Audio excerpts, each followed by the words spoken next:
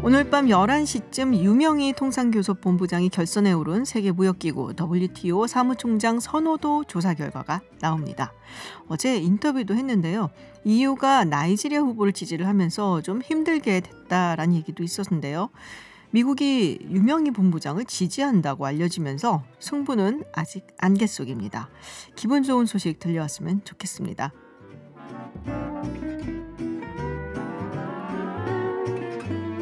여당이 11월로 공수처 출범 시한을 못 박았는데요. 국민의힘은 나임 옵티머스 사태에 대해 특검을 요구를 하고 있습니다. 정치권에 불어닥칠 윤석열 대망론, 실체가 있는 건지 수요 정치클럽에서 이야기 나눠보겠습니다. 10월 28일 김지윤의 이브닝쇼 시작합니다. 서울타임즈 시간입니다. 오마이뉴스 박정호 기자 그리고 정상근 기자와 함께합니다. 어서 오세요. 안녕하십니까? 네, 유튜브 TBS FM으로 들어오시면 보이는 라디오로도 함께하실 수 있습니다. 오늘 문재인 대통령 국회 시정연설이 있었습니다. 오늘 취임 후 네 번째인가요? 네, 그렇습니다. 오늘 이제 그 555조 8천억 원 규모의 내년도 예산안을 설명하기 위한 시정연설이었고 오늘 시정연설에서 문재인 대통령이 가장 많이 언급한 단어는 경제였다고 이런 통계가 나왔습니다. 일단 시정연설 내용 주요 내용은 좀 말씀드리면 일단 가장 먼저 이 코로나19 위기 그리고 경제 위기를 선방하고 있는 국민들 그리고 의료진들에게 감사 인사부터 했고요. 그리고 이제는 경제에서 확실한 반등을 이룰 시간이다. 위기를 기회로 만들어서 세계를 선도하겠다라고 밝혔습니다.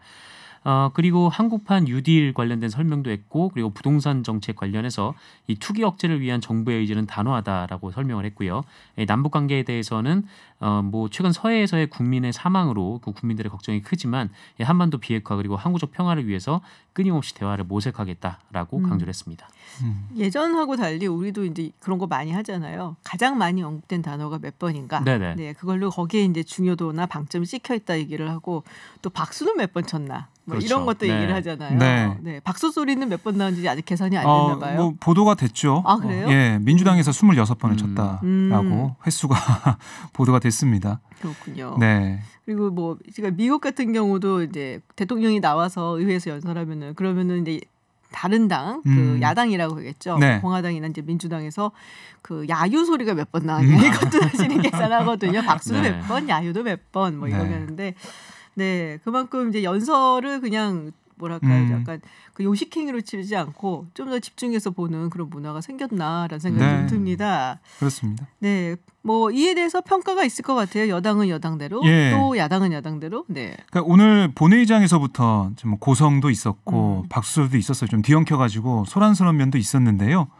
문재인 대통령의 입장과 동시에 민주당 의원들이 일어나서 박수를 쳤고 국민의힘 의원들은 물러나라. 사퇴하세요라는 피켓을 들고 막 소리를 지르는 야유를 보내는 그런 모습이 있었어요. 근데 이후 논평을 봐도 엇갈렸는데 민주당은 현재 우리나라의 상황과 대안을 솔직하게 담백하게 이렇게 파악하고 의지를 밝혔다라고 평가를 했고 위기에 강한 나라임을 전 세계에 증명한 힘은 전적으로 우리 국민의 역량에 있다는 것을 강조한 것으로 우리 국민들의 자긍심을 높이는 기회가 될 것이다. 라면서 긍정적인 평가를 했고요. 반면 국민의힘은 자화자찬과 독주 선언으로 가득했다라고 얘기를 했습니다. 디지털 뉴딜, 그린 뉴딜 이런 대통령 임기 중에 마치지 못할 화려한 청사진을 내걸고 555조 8천억 천문학적 예산을 요청하는 동안 공시지가 인상 소식에 국민들은 또다시 세금 폭탄 맞을까 가슴을 졸여야 한다 이렇게 비교를 하면서 지적을 했고요. 정의당은 문재인 대통령의 공수처 출범 강조에 대해서 일방적인 독주는 개혁의 명분을 후퇴시킬 것이다 이러면서 협치를 요구하기도 했습니다. 자, 그리고 아까 좀 시끌했다라는 이야기. 물론 이제 국민의힘 의원들 이렇게 플래카드 같은 거 들고 서 있는 모습이 사진에 나오기도 했었는데 다른 것보다 이게 있었죠. 주호영 원내대표 몸수색을 당했다. 굉장히 격분을 했는데요. 국민의힘 측에서. 네, 오늘 국민의힘에서 원래 이제 그 대통령이 국회 시정연설차 오면은 국회의장하고 각 당 대표들이 모여가지고 좀 가볍게 환담을 하고 그다음에 시정연설을 하는 좀 그런 일이 있는데. 그런데 이번에는 김종인 대표도 그렇고 주호영 원내대표도 그렇고 이게 국민의힘에서 참석을 하지 않았습니다. 근데 일단 김종인 위원장 같은 경우에는 이 김은혜 대변인 말은 이제 특검 관련된 요구를 받아들이지 않는 데 대한 항의 표시라고 얘기를 했는데 이 주호영 원내대표 같은 경우에는 간담회에 참석하려고 갔어요. 이제 갔는데 회담 장소인 국회의장실 입구에서 이 청와대 경호처 직원들이 신체를 수색하려 했다라는 것이죠. 그러니까 내가 뭐 국민의힘 원내대표다 이렇게 얘기를 했음에도 불구하고 네네. 자신의 몸수색을 하려고 했다라는 게 이 주호영 원내대표가 이제 화가 난 지금 그 이유입니다. 그래서 뭐 이후에 이제 주호영 원내대표가 청와대에 공식 사과와 해명을 요구했고 또 당에서는 매우 무례하고 있을 수 없는 일이다라고 논평까지 나왔는데 이 청와대에서는 몸수색은 기본적으로 하는 거다라는 그런 입장을 밝힌 것으로 좀 알려져 있습니다. 그럼 김태년 원내대표도 몸수색을 했나요? 네, 그랬다고 하더라고요. 민주당 쪽에 좀 확인해봤더니 김태년 원내대표도 뭐 간담회 전 수색 건물을 받았다라고 확인이 몸수색까지? 됐습니다. 뭐 그랬다고 민주당에서는 얘기하고 있어요. 취재진한테 밝히고 있고 여기에 대한 청와대 경호처의 입장도 나왔어요. 뭐라고 했냐면 이 국회 행사의 경우 청와대 본관 행사 기준을 준용해서 오부 요인 그리고 정당 대표 등에 대해서는 검색을 면제하고 있다고 합니다. 근데 정당 대표는 면제지만 원내대표는 면제 대상이 아니에요. 그래서 이렇게 했는데 사실 보면은 다 함께 들어가는 경우가 많았잖아요. 대표랑 원내대표 같이 들어가고 이런 경우가 그렇죠. 많아서 대표 갈 때 가니까 그냥 넘어갔던 경우가 대부분이었는데 이번에는 김종인 대표, 김종인 비대위원장이 안 갔어요. 특검 뭐 여기에 대한 반발을 하면서 안 갔고 그래서 주호영 원내대표가 갔는데 그렇게 수색을 하는 것 자체는 이게 규정에 따라 한 거다. 그러니까 이것도 문재인 정부 들어서 만들어온 이 경호 업무 지침이 아니라 이전 정부 시절 만들어진 그 지침을 준용해서 쓴 거다라고 얘기를 했고 물론 여기에 대해서 경호처장은 현장 경호 검색 요원이 융통성을 발휘했으면 좋았을 것이다 라는 아쉬움과 함께 유감은 표명을 했습니다. 네. 자, 그리고 황교안 전 대표가 이 종로구 조직위원장에서 사퇴를 했다라는 이야기가 있습니다. 지금 뭐 당협위원장 감사를 시작을 했는데 네. 여러 가지가 얘기가 나오는 것 같아요. 대선 나오려는 거 아니에요? 이런 말까지가 있는 것 같은데 어떻게 뭐 이유가 뭡니까 정확히는? 이게 국민의힘 쪽 얘기를 들어보면 네. 지난 15일부터 전국의 원외 당협 그 당원 협의회를 대상으로 당무 감사를 진행 중에 있는데 이게 뭐냐면 당협 운영의 문제점을 바로잡고 뭐 자격 미달의 당협위원장을 교체하는 거예요. 네. 그래서 뭐 일각에서는 이게 황교안 전 대표를 비롯한 민경욱 전 의원 등등, 뭐 김진태 전 의원을 비롯해서 이렇게 좀 물러나게 하려고 약간 물갈이 아니냐. 감사하는 게 아니냐라고 얘기가 좀 돌았었는데 그래서 황 전 대표가 다른 당협위원장들처럼 질문지에 서면으로 답변을 했고 네. 당무감사반과 대면 인터뷰도 했습니다.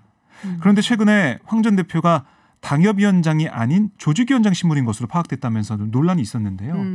이게 정식으로 선출 절차를 밟은 당협위원장은 당무감사 대상이지만 총선 때 지역구를 임시로 맡았을 뿐인 조직위원장은 감사 대상이 아니란 당원 당규가 있기 때문입니다. 그걸 몰랐던 거예요. 근데 저도 잘 이해가 안 가는데 그랬다고 국민의힘은 설명하고 있어요. 네. 당 사무처는 고민 끝에 황 전 대표에 대한 당무감사를 중단을 했고요.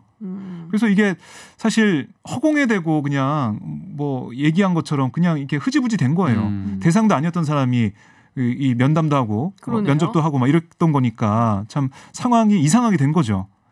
그래서 뭐 감사 중단은 감사권 침해다라며 뭐 사무처의 실무 책임자를 윤리위원회에 넘기는 뭐 이런 모습까지 나오고 있으면서 네네. 불똥이 좀 이상하게 튀고 있는데 그리고 이런 상황에서 황 전 대표가 조직위원장도 그만두겠다라는 의사를 뒤늦게 밝힌 거예요.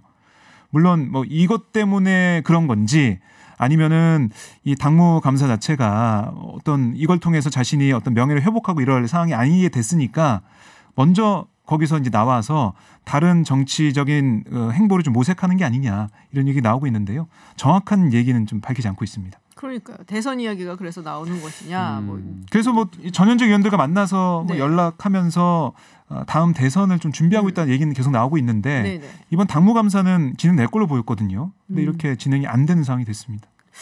그러니까 근데 제가 황교안 대표면 좀 기분이 안 좋을 것 아, 예. 같긴 해요. 네, 지금 다 나는, 해놨더니. 감사를 받을 사람이 아니었는데 그래도 성심성의껏 받았는데 네. 알고 봤더니 안 받아도 되는 대상이 감사니까. 아닌가비요, 뭐 네. 이렇게 된 거죠. 그러니까요. 게다가 또 이전부터 계속 뭐 이제 여러 당협위원장 교체 대상이 맞아요. 언급이 되면서 같이 또 언급이 됐잖아요. 그래서 그렇죠. 뭐 당내에서 본인 입지도 좀 고민할 수밖에 없는 좀 상황이었던 것 같고, 근데 이렇게 허무하게 끝나버리니까. 그러니까요. 네. 허무동화도 아니고. 네.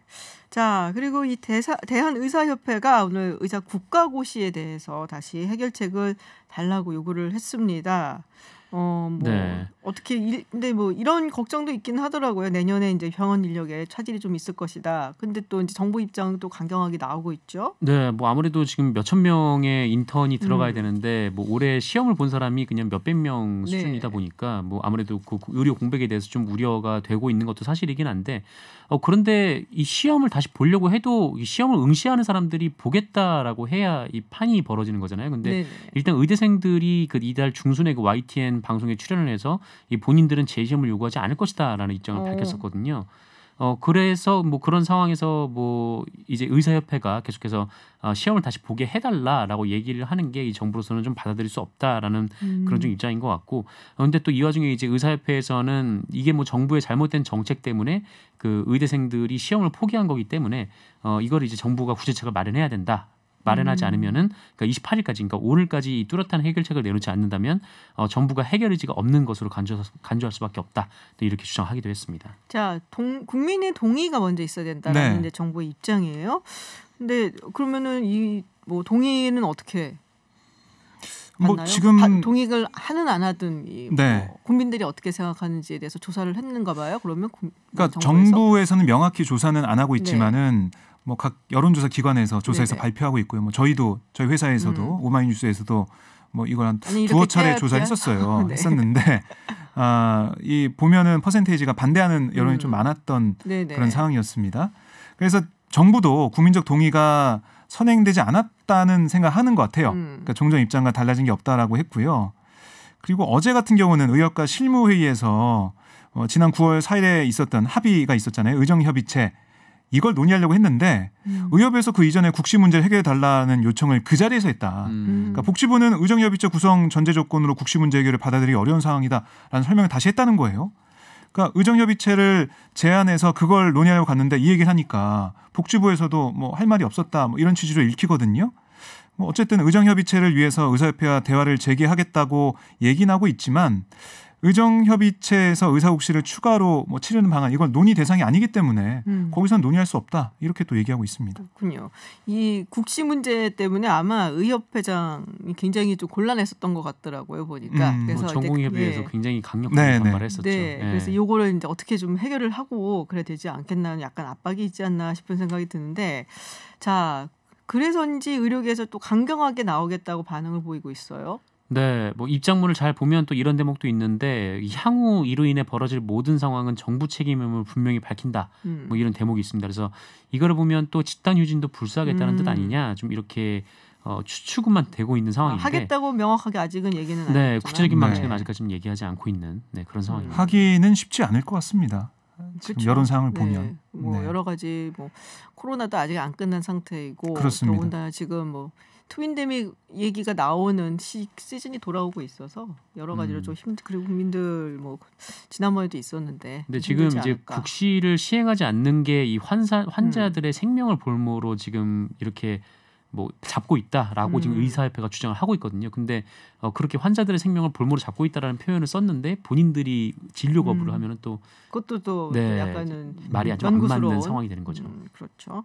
자, 그리고 라임의 김봉현 전 스타 모빌리티 회장 검찰 조사를 받았다는 소식이 있는데요. 네, 오늘 서울 남부지검에서 서울 남부구치소를 찾아가서 조사를 했어요. 오늘 오후에 조사를 했는데 한 2시간 정도 조사를 했다고 하고요. 이번에 조사는 그러니까 지난번 김 전 회장이 1차 옥중 입장문에 보면 뭐 7월에 검사들에 대한 술접대를 했다, 1,000만 원 썼다, 이런 얘기 했지 않습니까? 그러니까 룸사롱 술접대가 이뤄진 날짜와 시간을 특정하는 데 집중했다라고 볼 수가 있습니다. 이렇게 좀 해석이 나오고 있고요. 지금 검찰이 이 업소 종업원들의 휴대전화 자료 등을 토대로 날짜 몇 개를 좀 꼽아놨대요. 그중에 뭔지 지금 확인하고 있다라고 하고요. 아마 특정이 또 될 것 같아요. 제가 볼 땐 될 것 같고, 법무부 조사를 통해서도 이미 어떤 검사가 갔다라고 김봉현 전 회장이 얘기할 때 지목했다는 거 아니겠습니까? 남부지검에 자료를 넘겼는데 그것과 함께 조사하고 분석을 하면서 조만간 어떤 윤곽이 나오지 않을까 이렇게 보입니다. 자, 옵티머스 쪽도 이제 수사가 속도를 좀 내고 있는 것 같은데. 이 옵티머스 같은 경우에는 지금 뭐 1조가 넘는 지금 피해액이 지금 발생한 상황인데, 그 중에 또 사라진 돈이 한 5천억 원 정도가 있어요. 그래서 이 돈이 일단 어디 갔는가를 찾는 게 어쨌든 수사팀으로서는 굉장히 좀 중요한 일인 상황인데 그 단서가 하나가 오늘 좀 나온 것 같습니다. 이 김재현 대표가 이 부동산 개발사에 네네. 그 200억 원 상당의 비자금을 조성한 것으로 지금 이제 언론의 보도에 나오고 있는데, 그러니까 고객 돈을 빼돌려서 그 돈을 이제 자신의 뭐 어떤 사업에 투자를 한 뭐 그런 셈이죠. 그래서 이 그 비자금이 이제 D 법인이라는 곳에 갔는데, 이곳이 이제 인천 영흥도에서 400실 규모의 리조트 사업을 지금 이제 하고 있다라고 하더라고요. 그래서 아마 이 김재현이라는 사람이 이 구속이 된 후에도 이쪽에서 이제 또 다른 수익을 얻기 위한 좀 그런 활동을 한 것으로 좀 검찰은 파악을 하고 있다라고 하고 사실관계를 확인하고 있다라고 하고요.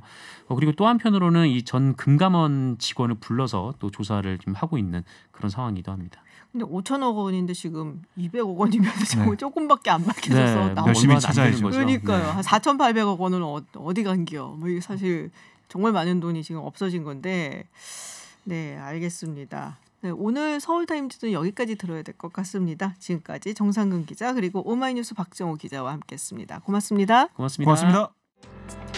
지난 8월 국방부가 발표한 2021년에서 2025년까지 국방 중기 계획에 포함된 경항공모함 사업이 어제 첫 발을 뗐습니다. 우리 정부는 주변국의 해군력에 대응하기 위해서 경항모 도입이 필요하다는 입장인데요. 하지만 정치권과 일부 전문가들 사이에서는 이 경항모 사업에 의문부호를 붙이고 있어서 향후 적지 않은 진통이 예상됩니다. 메트로신문의 문형철 군사전문기자 연결해서 이 경항모 사업을 둘러싼 쟁점들 짚어보겠습니다. 기자님 안녕하세요. 예, 안녕하십니까. 네, 우선 이 경항공모함이 어떤 건지 소개를 조금 해주시겠어요? 만재 배수량 4만 톤 미만의 네. 수직 이착륙기 또는 헬기를 운용할 수 있는 항공모함입니다. 네. 쉽게 생각하면 우리가 이제 일반적인 고정기 이제 그런 하이급 전투기보다는 조금 이제 배에서 배 캐터필 이제 배에서 전투기를 사출해주는 사출 장비가 없이 네네. 간단하게 이제 수직 이착륙기 또는 헬기 등을 투발해서 이제 항공력을 투발할 수 있는 그런 전력 수단이죠. 그러니까 이 이제 전투기 같은 경우, 그러니까 뭐 F-35B라든지, 그러니까 수직 이착륙이 가능한 그런 이제 전투기가 이착륙을 할 수 있게끔 만들어주는, 뭐 뒤에서 잡아준다든지 이런 이제 큰 항모모함에 비해서 이런 걸 말씀하시는 것 같은데요. 네. 경항모 도입 이야기가 나온 지가 시간이 좀 됐죠, 사실. 사실 1996년도에 그 일본하고 독도 영유권 문제가 부각됐을 때, 네. 그 김영삼 정부 때죠. 그때 이제 미 해병대에서 퇴역하는 해리어 전투기를 도입을 하면서 항모를 운영하자는 이야기들이 나왔었습니다. 그렇군요. 근데 지금 그때 나왔었는데 굉장히 오래전이네. 거의 뭐 한 20년 된 것 같은데 지금의 네. 다시까지도 아직 도입이 안 됐고, 그리고 지금 다시 한번 이 이야기가 나오고 있는 이유가 뭘까요? 일단은 뭐 정치권 일각에서나 해군 일부에서는 주변국의 해상 전력의 증강에 대한 우려 때문에 결국은 항공모함 전력이 필요하다라고 이제 주장을 하고 있거든요. 네네. 뭐 사실상 중국도 2040년까지 항공모함을 6척을까지 늘리겠다고 발표를 했고, 네. 일본도 이미 이즈모와 가가를 경항모로 운영을 하겠다고 했고, 또 추가적으로 대형함을 개조를해서 추가 배치를 하겠다는 계획을 내놓고 있기 때문에 아마 이런 부분들이 우리가 경항모를 운영해야 되는 이유다라고 근거로 내세워지는 거 아닌가라고 생각됩니다. 그렇군요. 그럼 중국과 일본 위협 때문에 일단 이제 북한 같은 경우가 또 이제 안보 위협일 수도 있는데, 그래서 경항모가 이래서 필요한 것인가라는 얘기가 지금 이제 계속 나오고 있는 거잖아요. 또 필요하다라는 쪽도 있고, 이거 뭐 가성비로 따졌을 때 뭐 쉽게 말하면은 이걸 그만큼 돈을 써서 경항모를 들일 필요가 있느냐라는 그 의견이 이제 팽팽하게 대립하는 건데, 자, 북한의 안보 위협에서는, 그러니까는 이 뭐 굳이 필요 없다라고 하는 쪽에서는 이게 우리가 주된 안보 위협이 사실은 북한에서 오는 것인데, 뭐 북한의 어떤 뭐 주력 화력이라고 한다면은 정사포라든지 뭐 이런 거잖아요. 핵미사일이라든지. 네. 그렇다면 경항모가 필요하겠느냐 이런 얘기도 있는 것 같아요. 이게 사실상 네. 이제 우리가 북한 전력을 놓고 본다면은 경항모가 그렇게 필요하지는 않습니다. 네네. 일단 한반도의 지형 자체가 하나에 떠 있는 국토 전체가 떠 있는 항공모함에 지정학적 이점을 갖고 있거든요. 떠 있는 항공모함. 네네. 그리고 이제 그 항공모함을 정확하게 만약에 북한이나 어디나 쓸 것이냐는 어떤 전략적인 명확한 운영 목적이 서야 되는데 아직까지 그 부분이 불명확합니다. 아하. 만약에 그 북한의 어떤 무력 도발을 대비해서 경항모를 운영한다고 했을 때 우리 공군력으로도 충분히 제공권을 가지고 할 수 있음에도 불구하고 추가적으로 항모를 운용해서 제압을 한다는 개념 자체도 솔직히 조금은 과연 실효성이 있을까라는 생각이 들고요. 네. 그리고 북한도 나름대로 해안가에 접근하는 해상 전력을 제압하기 위한 반접근 전력들을 가지고 있습니다. 그렇기 때문에 항공모함이 어떻게 보면 쉽게 표적이 될 수도 있다라는 아하. 문제에 놓여지죠. 그렇군요. 근데 우리가 또 물론 뭐 주변국이고 이웃 국가이긴 하지만 북한만 우리가 주적으로 본다 이거는 약간 좀 근시안적이라는 얘기도 있어요. 사실 뭐 맞습니다. 그 이야기도 틀린 이야기는 아니죠. 네, 중국하고 일본 어느 정도 그럼 추후에 우리한테 위협이 될 수 있을까 어떻게 보십니까? 일단 중국과 일본이 항모를 운영한다라는 것이 어떤 이유에서인지를 좀 생각해 볼 필요가 있습니다. 네. 일본 같은 경우에는 센카쿠 열도를 둘러싸고 중국과의 상당히 심한 분쟁 상태를 유지하고 있죠. 네. 일단 그렇기 때문에 전력 투발이라는 항공 전력의 투발이라는 이유 때문에 항공모함이 필요할 이유가 있고 또 하나는 일본은 지진이 되게 많습니다. 네. 사실상 그렇다 보니까 앞으로 뭐 다가올 수도권 직하 대지진 같은 경우에는 엄청난 피해가 올 거라 그러거든요. 그래서 재재난을 대비한 재재난 대비함으로 운영할 목적도 있어요. 아하. 그런 목적 때문에 대형함을 수송이나 이런 쪽으로 헬기를 이용해서 국민들을 안전한 곳으로 이송시킨다든가 네. 이런 목적 때문에 그 경항모에 대한 필요성이 있을 수는 있는데 우리 같은 경우는 일본과 그런 똑같은 환경에 놓여 있지는 않죠. 네네. 그리고 중국 같은 경우에는 결국은 미중 간의 어떤 대립 갈등 구조 때문에 결국은 해상 전력을 키워야 된다라는 그런 전략적 목표가 있긴 한데 우리가 기본적으로 우리 국방의 주 핵심은 한반도 내에서의 평화 유지이기 때문에 과연 원해로 나가야 되는 해상 투발 수단인 경항공모함이 과연 필요할 건지는 한번 생각해봐야 될 부분 아닌가라는 생각이 듭니다. 그렇군요. 근데 중국이라든지 사실 뭐 중국이 지금 많이 뭐 알려져 있지는 않지만은 여러 가지로 이제 해상에서 넘어온다든지 이런 이야기들이 좀 많긴 하거든요. 네. 네. 그런 부분에서 봤을 때는 사실은 글쎄요. 국방은 뭐 튼튼할수록 좋은 게 아닌가 뭐 이런 생각을 가질 수도 있을 것 같은데요. 이제 효율적으로 생각을 네. 해야 되겠죠. 예를 들면 중국이 해상에서 만약에 우리 쪽으로 뭐 그럴 일은 거의 저는 없다고 봅니다만 해상 전력 그러니까 항공모함을 수반을 해서 그 항공력을 투발을 한다고 가정을 했다 치더라도 그게 맞대응하기 위해서 항공모함을 가진다는 건 상당히 논리적이지 못하죠. 일단 항공모함 크기도 경항모고 탑재할 수 있는 전력의 한계도 있고 그에 비해서 이제 우리가 가지고 있는 예산이라든지 국가의 경제적인 부분을 봐야 되지 않겠습니까? 그랬을 때 상당히 비효율적이라는 생각이 네. 듭니다. 예산 말씀하셨는데, 네네. 네네. 그렇기 말씀하시죠. 때문에 반대로 우리는 항공모함보다는 해상 전력이 들어왔을 때 그것을 어떻게 접근 거부를 시킬 것인가 반접근 전략에 대한 고민을 해야 될 부분인데 그것보다 항공모함으로 막겠다라는 생각을 한다는 건 조금 너무 과도한 생각이지 않을까 하는 생각이네요. 그러면은 우리 기자님 보시기에는 어떤 게 가장 효율적인 방어 전략일까요? 뭐 중국 같은 경우에는 둥펑이나 이런 것들을 이용해서 뭐 물론 핵이 탑재되는 경우이긴 합니다만 네. 그걸로 해서 항모를 접근 거부시키겠다라는 그 계획을 가지고 있는데 우리 같은 경우는 핵을 일단 보유할 수는 없는 입장이기 때문에 네. 그 예를 들면 순항 미사일 해안가에 네. 그 적의 해상 전력을 제압할 수 있는 순항 미사일이라든지 아니면은 추가적인 구축함이라든지 이지스함에 대한 전력 강화라든지 이런 부분들을 생각해 봐야 되지 않을까 하는 생각이 듭니다. 자, 아까 예산 말씀하셨는데요.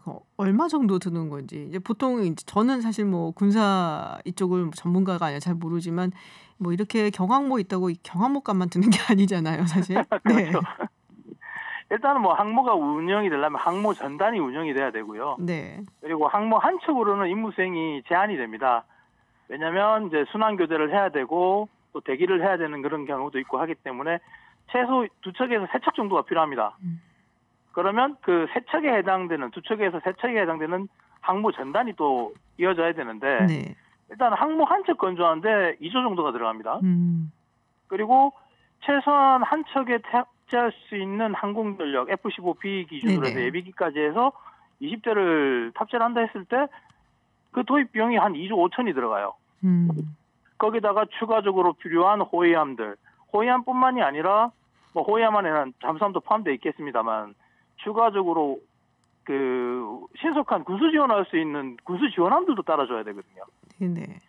그런데 이런 막대한 비용까지 하게 되면은 뭐 솔직히 향후 우리 국방비가 어디까지 얼마만큼 올라갈지는 모르겠지만 과연 우리의 사정에서 감당할 수 있을까라는 생각이 드는 거죠. 그럼에도 불구하고 정부가 추진하기로 결정한 데는 이유가 있을 것 같은데 어떤 이유라고 보십니까?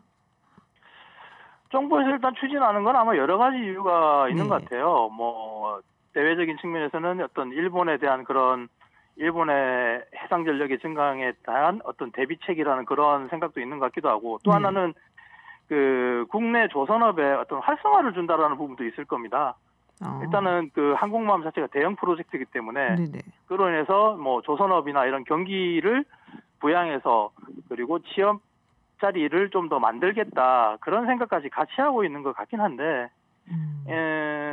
사실상 그 부분만 놓고 이야기를 했을 때 장기적인 차원에서의 경제성은 솔직히 오히려 더 떨어지지 않겠나는 생각이 듭니다. 아하.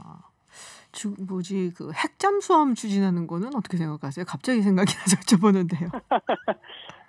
핵잠수함 같은 경우에도 이제 문제가 많죠. 일단은 정부가 뭐 탈핵 운동을 하고 있는 상황인데 네. 핵잠수함 같은 경우에는 핵 연료를 교체하는 특별한 도크가 필요합니다. 핵 처리 시설도 필요하고요. 네. 근데 이제 좁은 국토에 과연 그런 핵 처리 시설이라든지 핵 도크 이런 것을 일단은 과연 건설할 수 있을 것인가? 뭐 제주 기지 문제만 하더라도 주민들이 엄청난 반발을 했었죠. 네네. 그러면 사실상 어떤 정치적인 모험을 하지 않고서는 솔직히 핵잠수함을 도입하기 쉽지 않거든요. 그리고 또 하나는 사실상 기술적인 부분에서 핵 추진을 만든다라는 게 과연 미국이나 이런 외부적으로 다른 국가들과의 어떤 그런 부분에서 과연 허용이 될 것인가. 우리 자체 기술로도 힘든 부분도 있겠지만은 대외적으로 핵이라는 부분을 이용하는 거에 대한 어떤 대외적인 압박도 분명히 생길 겁니다. 네네. 그렇기 때문에 사실상 핵잠수함도 무리가 상당히 따르는 계획이라고 볼 수 있죠. 상당히 좀 무리가 따르는 계획인데 정부에서는 추진을 하려고 하는 것에 글쎄요. 효율성을 먼저 좀 생각해 봐야 된다라는 말씀이세요. 근데 지금 뭐 말씀하셨던 것처럼 물론 이제 다른 의견을 가지신 분들도 계시기는 합니다만 이 경항모 사업 때문에 뭐 정치권이라든지 전문가들끼리 뭐 의견이 부딪히는 경우가 많잖아요. 우리 기자님도 어디 반대 의견을 가지신 분들하고도 한번 논쟁을 좀 해보셨지 않을까라는 생각이 드는데 네네. 자, 우리 기자님 생각하시기에는 이 여러 가지 국방 사업에서 가장 중요한 꼭 우리가 잊지 말고 꼭 기억을 하고 있어야 되는 것이 어떤 부분이라고 생각하세요? 일단 현 문재인 정부는 상당히 어떤 상징적인 것들을 좋아하는 것 같아요. 국방에서도 마찬가지고요. 그래서 우리가 가지고 있는 강한 국방이라는 상징으로 경항모와 핵잠수함을 아마 염두에 두고 있는 것 같긴 한데 이 강한 국방이라는 게 꼭 그런 강력한 무기들로만 이루어지는 건 아닙니다. 얼마나 우리 스스로를 보호하고 방어할 수 있는 내실적인 것들이 충분히 갖춰져 있느냐가 중요한 거거든요. 그리고 하나의 또 하나 문제는 지금 우리 국방에서 가장 큰 문제는 결국 사람입니다. 네네. 병력이 앞으로 핵잠수함이 죄송합니다. 그 경항모가 도입될 2030년대가 되면 네. 징병으로 모집할 수 있는 병력이 무려 한 2만에서 3만 명이 부족합니다. 인구 절벽은 더 가속화되니까 더 병력 부족이 허덕이게 되겠죠. 네네. 그런데 이 전력이 생긴다 그러면 추가적으로 병력이 도입이 돼야 되는데 해군은 지금 이미 만성적으로 병력 부족이 허덕이고 있어요. 기존에 갖고 있는 전력마저도 제대로 운영하기 힘든 상황에서 이렇게 한다 그러면 병력난을 어떻게 더 가중시킬 수밖에 없는 상황이 올 수밖에 없는 거거든요. 네. 그래서 이 부분에 대해서는 정부가 조금 당장 지금 눈에 보이는 강인한 상징적인 이미지보다는 내세적인 부분에 대해서 좀 더 짚어봐야 되지 않겠느냐라는 네네. 생각이 듭니다. 좀 더 근본적인 문제에 대한 고민이 필요하다라는 말씀이신 것 같습니다. 네, 뭐 개인 전투 장구류의 개선 네. 문제, 실제 유사시가 될 경우 우수 예비군들을 동원해서 상비군을 대체할 수 있는 방법들 이런 것들이 더 논의가 돼야 되는데 거기도 상당히 돈이 들어가거든요. 네, 그렇군요. 지금 현재 우리는 예비군 전력 예산이 국방 예산 대비 0.3%밖에 안 돼요. 우리보다 훨씬 더 작은 예비군을 운영하고 있는 자위대 같은 경우에도 국방비의 3에서 4%를 예비군 예산으로 쓰고 있거든요. 그렇군요. 알겠습니다. 네, 기자님 말씀 오늘 여기까지 들어야 될 것 같습니다. 네, 고맙습니다. 네, 감사합니다. 네, 지금까지 메트로신문의 문형철 군사전문기자와 이야기 나눴습니다. 네, 많은 분들이 클릭한 화제의 뉴스와 무엇인지 알아보는 클릭 핫 뉴스 시간입니다. 네. 어제 타이어 논란의 피해자임을 고백을 하셨어요.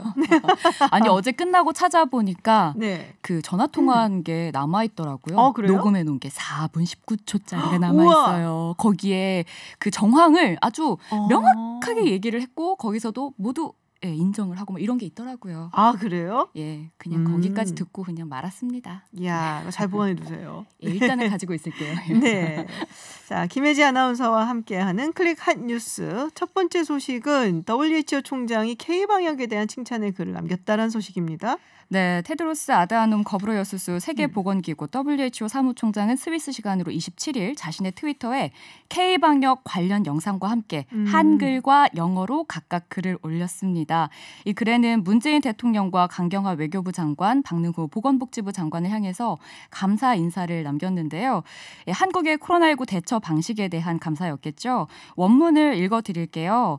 대한민국의 대응은 연대와 검증된 공중보건 조치의 준수가 코비드19 팬데믹을 효과적으로 통제할 수 있다는 것을 보여주었습니다.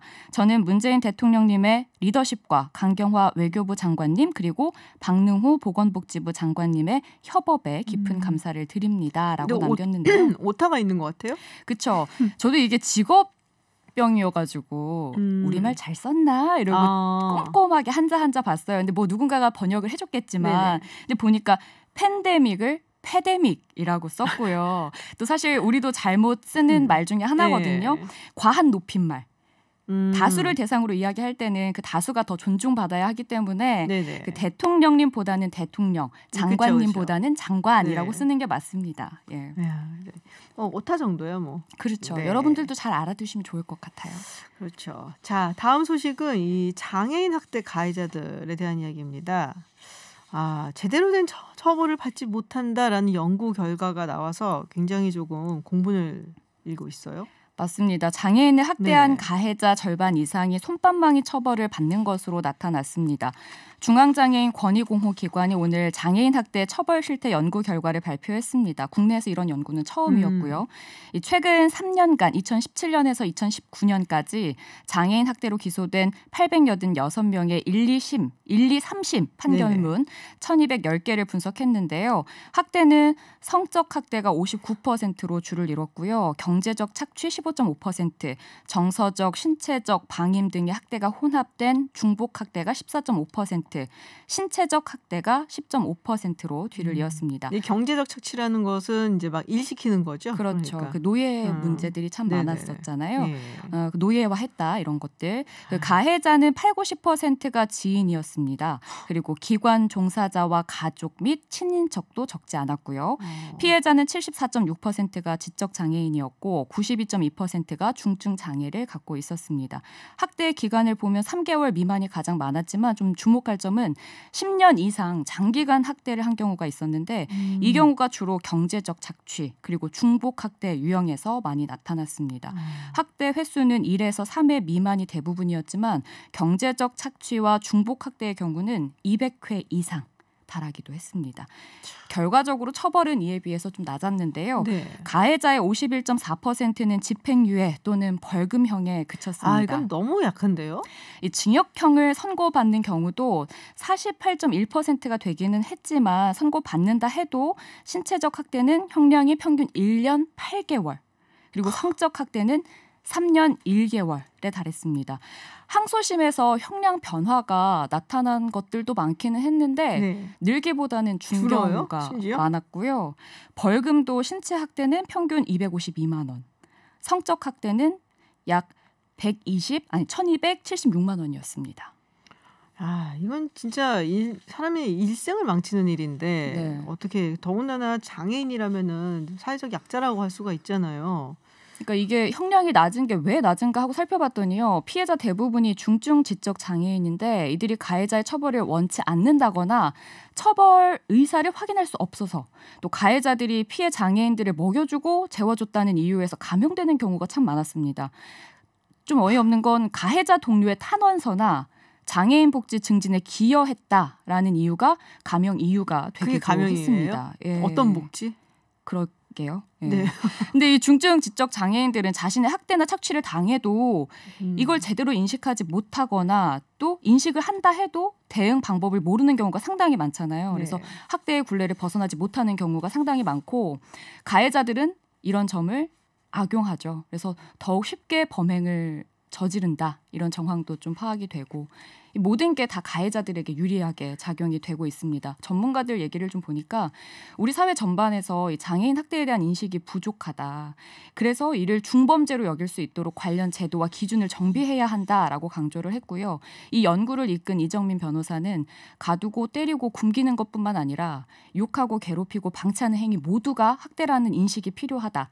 다른 무엇보다 법원의 엄중한 처벌이 인식 개선에 큰 영향을 미칠 수 있는 만큼 모든 사법기관 종사자들이 장애를 이해할 필요가 있다라고 이야기했습니다. 근데 사실 일반인 같은 경우도 이게 권위적인 종속관계에 굉장히 오랫동안 노출되어 있으면은 뭐 우리 많이 알고 있잖아요. 스톡홀름 증후군이라든지 뭐 가스라이팅이라든지 이런 것처럼 이 사람이 나를 괴롭힘에도 불구하고 이 사람이 없으면 내가 살아갈 수 없다라는 그런 생각을 하는 경우가 굉장히 많거든요. 맞아요. 그게 아주 종종 나타나는데 더군다나 이 뭐 지적장애인 같은 경우 그 부분에 대해서 인식을 하기가 어렵잖아요. 그러면은 좀 적극적으로 법원이나 사회가 좀 개입을 해서 이거를 처벌을 해야 되는데 피해자 측에서 뭐 처벌을 원치 않는다든지 뭐 이런 거를 이유로 처벌이 약해진다는 거는 뭐 저는 글쎄요 좀 용납이 좀 되지가 않네요. 이 장애인을 대상으로 한 범죄에 관한 법률이 뭔가 정립된 게 없는 것 같아요. 조금 더 꼼꼼하게 들여다보고 정비를 해야 할 것 같습니다. 네, 굉장히 화가 나는 소식이 있었고요. 네, 다음 소식은 KBS 관련된 소식이에요. 네, 네, 수신료 환불 요구다. 이게 뭔가요? 이 어떤 병원에서 일어난 네네. 일인데요. 이 병원의 TV가 23년 동안 줄곧 10대밖에 네. 없었는데 얼마 전에 23년 동안 50대 분의 수신료를 냈다라는 거를 본인들이 인지를 하게 되고 KBS에 환불을 요구했습니다. 40대는 어디 간 거예요? 그러게요. 근데 이 서울 소재의 병원이 네. 운영하는 동안 병실 수가 10개에서 12개 정도였다고 해요. 계속 끊임없이. 네네. 근데 TV는 병실에 한 대씩 있었다. 그러니까 최대 네. 많아봤자 12대가 있었다는 건데 요양병원이었거든요. 근데 최근에 코로나19 영향으로 운영 유지가 어렵다고 판단을 하고 정형외과로 업종을 바꾸려고 네. 입원실을 모두 없앴는데도 아하. 전기료가 많이 나와서 왜일까 고지서를 살펴보니까 개업부터 지금까지 매달 50대의 수신료를 내왔다는 사실을 알게 된 거죠.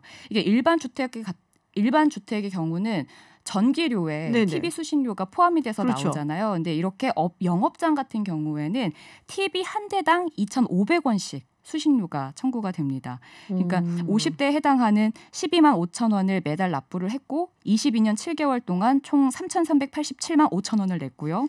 이 중에 2,500만 원이 존재하지 않는 TV의 값이었던 거죠. 그렇군요. 뭐 지금까지는 병원의 주장입니다. 아, KBS 주장은 뭐예요? KBS 측은 과오납이 확인이 되면 환급은 가능하지만 가지고 있던 TV 대수를 병원 측이 증명하지 못하면 환급해 줄 수 없다라는 건데요. TV의 소지 여부는 당사자가 신고를 하는데 그러면은 왜 처음에 50대로 신고를 했느냐라고 물었는데 병원 측은 이에 대한 자료가 지금 존재하지 않는다 해서 답변을 못했습니다. 하지만 병원 도면 등을 통해서 병실 개수가 10개 내외였다는 걸 증명할 수 있다라고 주장을 했는데요. KBS는 병실 수가 아니라 TV 대수를 정확하게 파악을 파악해야 환불 절차를 진행할 수 있다라는 입장이고요. 또 이 병원은 환불받지 못하면 행정소송까지 갈 생각이다라고 밝혔습니다. 그렇군요. 수신료 생각도 못 해봤는데 저는 전기료 포함되어 오니까. 네. 그렇죠. 일반 가정의 경우에는 신고를 하지 않아도 그냥 포함이 나가니까. 돼 있죠. 네. 네. TV를 없애시면 이제 신고를 하셔야 합니다. 그래야 그 2,500원이 나가지 않죠. 네, 알겠습니다. 네, 지금까지 클릭 한 뉴스 김혜지 아나운서와 함께했습니다. 고맙습니다. 고맙습니다. 네, 5분의 이슈 파이터와 함께하는 수요 정치 클럽입니다. 박진영 민주당 상근부대변인, 이준석 전 국민의힘 최고위원, 김성애 열린민주당 대변인, 구영모 국민의당 최고위원, 그리고 신장식 변호사와 함께합니다. 어서 오세요. 네, 안녕하세요. 네, 유튜브 TBS FM으로 들어오시면은 5 남자들이 꽉 찬 스튜디오를 보시면서 보이는 라디오로도 함께하실 수 있습니다. 자, 첫 번째 주제는 뭐 주말에 나왔던 가장 큰 이슈죠. 사실 이건희 회장이 연결식이 오늘 있었어요. 발인도 있었고, 사망 소식이 있었고요.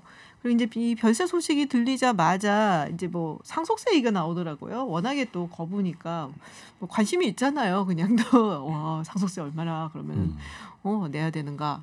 뭐 어마어마한 액수였죠. 자, 그리고 이 상속세 완화해야 되는 이야기가 이제 국민의힘 측에서 좀 나왔어요. 이게 뭐 지금 현직 뭐 의원들 사이에서 나온 건 아니지만.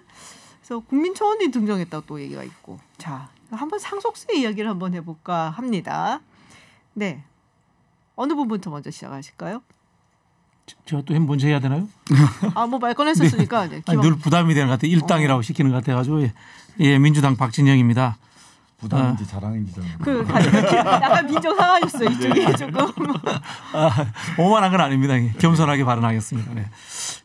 사실 이게 삼성 상속세가 아니고 이건희 회장의 이재용 상속세죠, 그죠? 자녀들의 상속세인데 우리가 이렇게 헷갈려하는 것 같아요. 그래서 제가 봤을 때는 한국 최고 부자의 상속세에 왜 이거를 뭐 상속세를 낮춰줘야 되느냐, 높여줘야 되느냐, 쓸데없이 오지랖 넓게 우리가 개입해야 되는지 저는 한번 그런 질문을 한번 던져보고 싶어요. 한국에서 돈 제일 많은 사람이에요. 알아서 법대로 상속세 잘 내시면 되는데 우리가 이거를 이재용과 삼성을 혼용해서 써가면서까지 상속세 이야기를 해야 되는지 참 삼성이 한국 사회의 참 지배력이라는 부분에 대해서 다시 한번 놀랐고 국민청원까지 등장했다니까 참 한국의 삼성 사랑하는 분들 참 대단히 많은 것 같다. 그런 생각 들었습니다. 네. 실제 우리 상속세 언론에서 이렇게 나오는 거 보면은 OECD 국가 중에서 일본이 55%고 한국이 50%라서 너무 높다 이렇게 이야기를 하는데 사실은 공제제도가 워낙 많아가지고요. 실효세율을 봐야 되는데 실효세율은 2018년도 실효세율이 27% 정도예요. 10에서 50%라고 하지만 실제로는 30%가 안 된다. 통계를 다 봐도 30%를 실효세율이 넘어간 적이 없어요. 그러니까 그 실효세율을 놓고 비교를 해야 된다는 거고 그러다 보니까 2018년에 전체 이제 상속 받으신 분이 한 상속 대상, 그러니까 부모님이 돌아가시거나 한 사람이 한 35만 6,100명 정도 되는데요. 그 중에서 상속세 납부한 사람이 몇 명일 것 같아요? 10,000명도 안 됩니다. 8,001명이에요. 그러니까 상속세 납부 1년에 10,000명도 안 되는 사람이 상속세 납부하고 있거든요. 실효세율도 사실은 따져보면 27.9%, 30%도 채 안 된다. 근데 왜 이걸 가지고 이렇게 삼성 상속세, 사실 삼성 상속세가 아니라 홍라이, 이재용, 이부진, 이서연의 상속세, 이 가족들의 상속세인데 이거 가지고 이렇게 너무 과장하는 거는 특히 저는 나경원 의원이 전 의원이 상속세 내려야 된다. 이거는 뭐 이재용 삼성 부회장을 걱정해서라기보다는 본인의 민원사항 아닌가. 본인도 사학재단 상속 받으셔야 될 분이라서 본인 민원사항 얘기하신 거 아닌가 하는 생각이 들어요. 사학재단은 근데 재산 형태로 상속되는 게 아니죠. 그렇지는 않지만. 이사장 지위나 이런 것들로 상속되는 거니까요. 저는 그런데 이번에 상속세 논란을 보면서 사실 상속 때문에 또는 이런 어떤 기업을 물려받기 위한 과정 속에서 최근에 뭐 정경유착이라든지 이런 것들이 굉장히 많이 불거졌었거든요. 그래서 저는 이게 구조적인 부분도 한번 들여다보긴 해야 된다라는 것이 결국에는 지금 상황에서 이 정도, 그러니까 절반 정도를 상속세로 내는 대주주들은 결국엔 경영권을 상당히 위협받을 수밖에 없는 게 사실이거든요. 근데 저는 이게 우리나라에는 뭐 다른 나라에 있는 제도들 중에서 없는 것이 있다면은 차등 의결권이라든지 어쨌든 경영인의 어떤 경영권 같은 경우에는 좀 더 보장해 줄 수 있는 방법들이 있을 텐데 그 부분에 대한 논의가 미진했다. 근데 문재인 정부 들어서 가지고 그 IT 기업들이나 벤처 기업들에 대해 가지고는 중소기업 벤처부에서도 차등 의결권 제도 같은 것을 아주 긍정적으로 검토하겠다고 한 적이 있거든요. 저는 그러니까 이게 지금 삼성 같은 경우에는 뭐 순환 출자 문제랑 같이 엮여가지고 더 복잡해지는 상황이긴 하지만은 어쨌든 이런 제도에 있어가지고 어느 정도 개선점 만들어주는 건 나쁘지 않다 저는 보는 게 상속세에 대해서 그 세액에 대해서는 저는 세액은 당연히 많이 물려야 된다 생각하는 것이 세액은 말 그대로 부의 대물림입니다. 근데 이제 아까 말했던 것처럼 경영권에 대한 부분은 좀 다르게 볼 수 있는 여지를 만들어줘야 되지 않을까 그런 생각을 하고 네. 그 차등 의결권이라든지 이런 문제가 좀 해소되게 되면은 지금 당장 IT 기업들 같은 경우에도 지분 희석 문제 때문에 투자를 제대로 받지 못하는 경우도 있고 다양한 문제들이 있거든요. 근데 우리가 잘 알만한 구글 알파벳이라든지 아니면 뭐 마이크로소프트 이런 회사를 전부 다 차등 의결권을 바탕으로 해가지고 초기에 이제 경영자는 경영에 집중하고 자기 지분 희석 걱정 없이 그 의결권 걱정 없이 대신 이제 기업은 적절한 시기에 돈을 받을 수 있는 이런 구조가 되어 있는 건데 물론 삼성과 케이스가 좀 다르긴 하지만은 이 상속 문제와 연결지어가지고 경영인들이 자꾸 계속 이제 이런 경영권 위협 때문에 뭐 부당 내부 거래라든지 이런 걸 통해 가지고 돈을 축적하려고 하는 이런 위법적인 시도를 할 수밖에 없는 상황. 이건 좀 개선해야 되지 않나 싶습니다. 액수보다는 경영권 보장 쪽에 좀 더. 그래서 저 이제 한가 이번 전 여당 쪽에서 약간 이제 얘기 나왔던 것이 결국 이걸 만약 주식을 물납할 수 있게 하면은 물납해가지고 국민연금 등에 유치해가지고 이게 적대적 자본이나 이런 쪽으로 넘어가지 않게 하는 방법으로 상속을 하자는 얘기도 있고 여러 저는 뭐 긍정적인 제안들이 있다 보고 그 안에서 그 부분은 논의해볼 수 있지 않나 싶습니다. 네, 신장식입니다. 그 기업 경영권 이야기를 해서 그 말씀을 좀 드리려고 하는데요.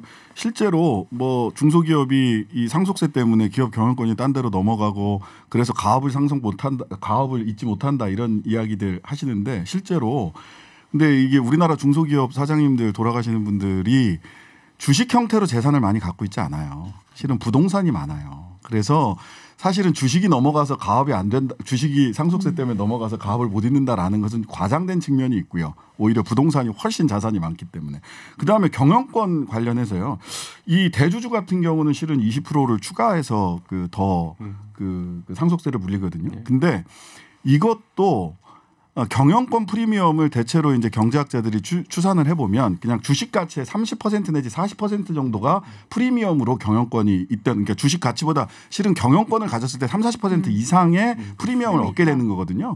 근데 여기에 사실은 20% 정도만 가산해서 대주주가 상속세를 내는 거는 오히려 경영권 프리미엄을 계산해 봤을 때는 높지 않습니다, 사실. 그리고 뭐 삼성 걱정하시는데요. 그 주담대, 그 주식담보대출로 해갖고 다 낼 거예요. 그러니까 경영권과는 아무 관련 없습니다. 그래서 이것도 과장되게 지금 얘기되고 있는 측면이 있다. 이런 말씀을 드립니다. 저는 상속세액에 대해서는 이견이 없다니까요. 네, 김성애 대표님. 네. 일단 저는 이 두 가지를 구분해야 되는데 삼성의 상속 문제와 상속세 문제는 별개입니다. 지금 이야기를 삼성의 상속을 용이하게 해주기 위해서 상속세 제도를 바꾸면 전체 상속 제도가 흔들리거든요. 지금 뭐 신장식 변호사님도 잘 지적해 주셨지만 우리나라 유가증권의 경우는 상속 비율이 12%고 부동산은 부동산 합치면 60%가 넘어요. 그래서 지금 뭐 주식 어떻게 한다고 해서 해결될 문제가 아니고 그 최근에 입법조사처 국회 입법조사처에서 내놓은 연구 결과를 보면 충격적인 게 뭐냐면 상속세 산출 전 각종 비과세 공제 항목을 제외한 실효 세율에 관한 객관적인 연구 자료를 찾아보기 어려움. 지금 우리나라 상태가 이렇습니다. 뭐 아까 말씀하신 몇 퍼센트 하지만 이 문제에서 가장 많은 연구를 하고 있는 국회 입법조사처조차도 실효 세율과 관련된 연구 자료를 찾아보기 어렵다라고 한 거고 국가별로 상속세 면세점 차이도 역시 그렇게 해서 비교할 문제가 아니고 상속세는 소득세랑 같이 넣어서 비교를 해야 되는 문제니까 삼성에 대한 걱정은 삼성은 우리나라 글로벌 제1위 기업 아닙니까? 상속세가 10조든 15조든 이미 몇십 년 동안 이걸 어떻게 낼지에 대한 계획은 잘 세워왔을 테니까 그건 알아서 하라고 하면 되고요. 정말 상속세 문제가 있다라고 생각하면 국회에서 실효세율이 얼마가 나오는지부터 정하는 것부터 시작해서 하나씩 차근차근 논의를 풀어가는 게 좋겠다라는 생각이 듭니다. 네, 현재 실효세율이 한국에서 제일 전문가는 우리 신장식 변호사시네요. 네. 구용모 씨 통계가 그렇게 나와 있습니다. 네, 구용모입니다. 저는 약간 두 가지 관점에서 좀 보고 싶은데요. 첫 번째는 일단 OECD 최고 최고 그 상속세율이 26.3%입니다. 그러니까 우리나라가 거의 2배 이 정도 차이가 나는 건데 저는 이러한 것들이 과거의 그 관치 경제의 어떤 잔재라고 저는 이렇게 생각이 들고요.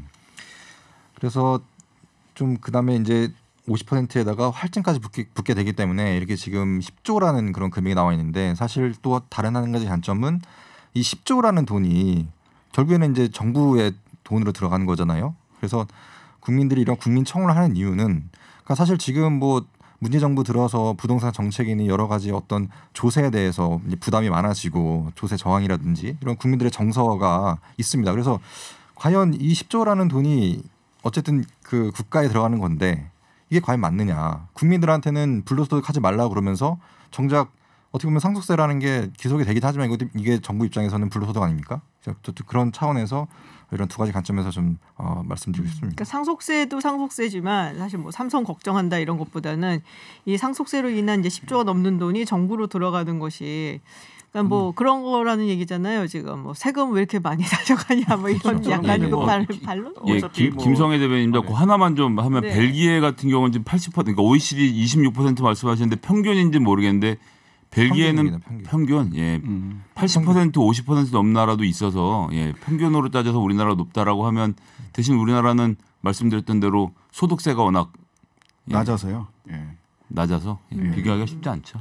저는 그런데 이제 결국에는 아까 제가 경영권 얘기 계속했던 것이 실제로 우리나라에서 지금 예를 들어 이런 식의 상속 그러니까 재벌 총수의 뭐 사망으로 인한 상속 문제 때문에 보통 자녀가 한 분인 경우는 또 없어요. 보면은 두 분, 세 분, 여러 분 있는 경우가 있기 때문에 그 지분을 나누고 거기에 상속세 내 가지고 어느 정도 뭐 주식을 팔고 이런 상황 속에서 항상 경영권 분쟁이 발생하는 건 첫 번째고 두 번째로는 예를 들어 외국계 자본 또는 아주 헤지펀드 이런 것이 들어와 가지고 우리나라의 기간 산업이 될 수 있는 회사들의 경영권 분쟁 또는 경영권 혼란이 일어난 경우가 있었어요. 가장 대표적으로 기억하고 계신 게 최근에 대한항공일 겁니다. 그거 아직까지 정리 안 됐거든요. 그러니까 대한항공에 우리가 알고 있는 건 자녀들이 3명 있지만은 그들 간에서 뭐 첫째 지금 조원태 회장과 그리고 나머지 또 조현아 부사장 다투고 그 안에 또 이제 강성부 펀드라고 끼고 이래가지고 결국에는 우리나라의 국적 항공사인데 그 정도의 경영권 분쟁이 발생하는데 저는 삼성전자나 아니면 삼성이 속한 어떤 그 기업 집단에 있는 회사들이라 그러면은 더 영향이 클 수 있다. 그래서 아까 제가 말씀드렸던 것처럼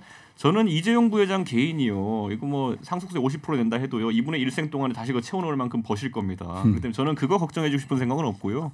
다만 삼성이라는 어떤 국가 기관 산업에 있어가지고 경영권 분쟁 또는 이 삼성 같은 경우에는 일반 항공사 같은 것과 다르게 특정 인물들이 뭐 지분을 뭐 매입해가지고 특정 회사에서 지분을 인수해가지고 이사진을 몇 명 밀어넣고 이렇게 되면은 뭐 기술 유출이나 이런 문제도 있을 수 있는 거기 때문에 더 민감할 수 있는 문제입니다. 그렇기 때문에 그런 부분에 대한 안전장치들은 좀 필요할 수 있다. 근데 저도 그렇게 되면 한 말씀만 더 네. 김성회입니다. 그 드릴 수밖에 없는데 애플에 저는 스티브 잡스 말고는 잡스 성 가진 사람을 못 만나봤고 마이크로소프트도 빌 게이츠 말고는 게이츠 뭐가 돌아다니는 걸 못 봤거든요. 그리고 우리나라가 이제 뭐 오래된 기업 이야기를 하는데 유럽 같으면 뭐 귀족제부터 시작해서 세습의 문화가 있는 거고 우리나라는 사실 전후에서 미군정하고 뭐 어떻게 해서 갑자기 된 재벌들이 겨우 몇 대에 걸쳐서 부를 일군 건데 이거를 자꾸 인정해 주면 미국 같은 경우는 지금 우리가 알고 있는 페이스북, 아마존 뭐 이런 그룹들이 다 50년 전에 없었던 거 아닙니까? 이게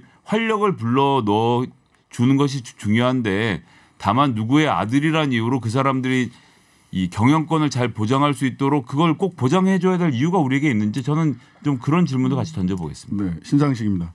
그 경영권 분쟁 뭐 저는 걱정 안 해도 된다. 삼성은 지난 6년간 이건희 회장 그 이렇게 몸져 누워 계시는 6년 동안 충분히 준비했을 거다. 6년이란 시간이 필요했겠죠. 그쪽에서도. 그다음에 대한항공 조원태 조현아 등등 싸우는 거는 이 볼성 사나운 일이지 그것을 상속 때문에 이게 당연히 일어날 만한 일이다라고 해서 우리가 그 걱정해야 될 일 아니에요. 그 사람들끼리 해결해야 될 문제다라는 생각이 들고요. 그다음에 상속세 얘기를 하면 사실은 소득세랑 연계해서 얘기를 할 수밖에 없어요. 소득세는 사람이 살면서 소득이 있으면 계속 내야 되는 세금인데 그 세율은 우리는 굉장히 낮거든요. 한 40% 정도로 낮고 나머지 복지국가들은 50% 60%까지 간단 말이죠.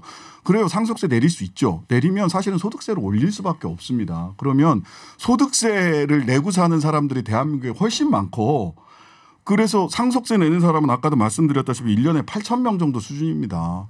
당연히 소득세율도 뭐 전반적으로 증세를 해야 된다는 측면에는 동의를 하지만 상속세 낮추고 소득세 높이자 이렇게 갔을 때 우리 국민들이 동의할 수 있느냐 뭐 그런 건 아니라는 생각이 들고요.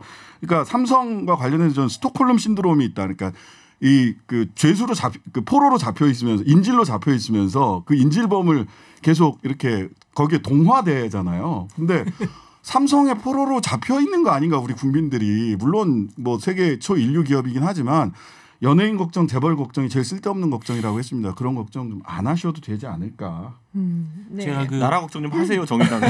맨날 보면은 전부 다 때려 부수자 그러고 이래가지고 되겠어요. 민주당 박진영입니다. 네. 제가 삼성 라이온즈 팬인데요. 네. 그렇다고 해서 이런 부분이 있는 것 같아요. 우리는 이 재벌 기업의 오너를 비판한 것과 동시에 삼성이라는 현재의 기업이 사실상으로는 국민 기업이라는 우리 인식을 함께 가져야 된다는 생각을 갖고 있습니다. 이 뜻은 뭔가 하면은 삼성을 편들겠다는 뜻이 아니고 국민 기업이기 때문에 좀 더 경영적 문제에 대해서 투명해지고 개혁적이고 그런 쪽으로 가야 되는 거지. 이 족벌 금방 말씀하신 우리 이순석 최고위원 말씀하신 것처럼 가족들 간의 경영권 분쟁이나 일어나는 이런 회사로 간다는 것 자체를 우리가 이제 인용해 주면 안 된다. 이런 생각인 거죠. 네. 저는 근데 이제 결국에는 삼성전자라는 건 아까 저도 처음에 언급했듯이 순환 출자 문제라든지 이런 것 때문에 더 상속이 꼬이는 부분도 있기 때문에 저는 이런 거는 기업 구조 개선하도록 정치권에서 계속 압박하는 것은 하나의 이제 방향성이고요. 대신 제가 언급하고 싶은 건 뭐 아까 삼성의 문제가 이들 일가의 문제이지 국민들의 문제가 아니다라고 하기에는 우리 유가증권 시장에서 차지하는 비중이 너무 크고 그 예를 들어 변동이 생겼을 때 그 안에 주주들 개인 주주들 없겠습니까? 다들 영향을 입기 때문에 정치권도 단순히 그냥 니네 일가의 문제다라고 하기에는 좀 심각한 사안이다 이렇게 봅니다. 지금 박진영입니다. 이건희 회장 돌아가시고 삼성물산 주가 올라갔거든요. 네. 그게 그러니까 제가 말하는 변동성인 게 뭐냐면 이재용 회장 구속 때문에 주가 올라갔거든요. 일반적으로 상속세를 내기 위해 가지고 또 뭐 총수가 돌아가시면은 그다음 배당 성향을 아주 높여버려요 기업이. 그래가지고 배당금을 받아가지고 상속세 내려는 이런 경향성이 생기는 거거든요. 그런 게 다 영향입니다 지금 봤을 때. 왜냐하면 근데 그 배당이라는 건 어디서 나오는 거냐면은 결국엔 기업의 그 유보 자금에서 현금 유보 자금에서 나오는 것이고 기업의 성장에 들어가야 될 돈이 원래 예상치 않은 시점에 배당으로 많이 빠져나오게 되면 현재 상황에서는 그렇게 계속될 수 있지만 이재용 부회장이 구속됐을 때나 이런 상황들을 보면은 실제로 삼성이 갖고 있는 오너 리스크가 해소되는 게 경영적 측면에서 오히려 좋을 수도 있다는 겁니다.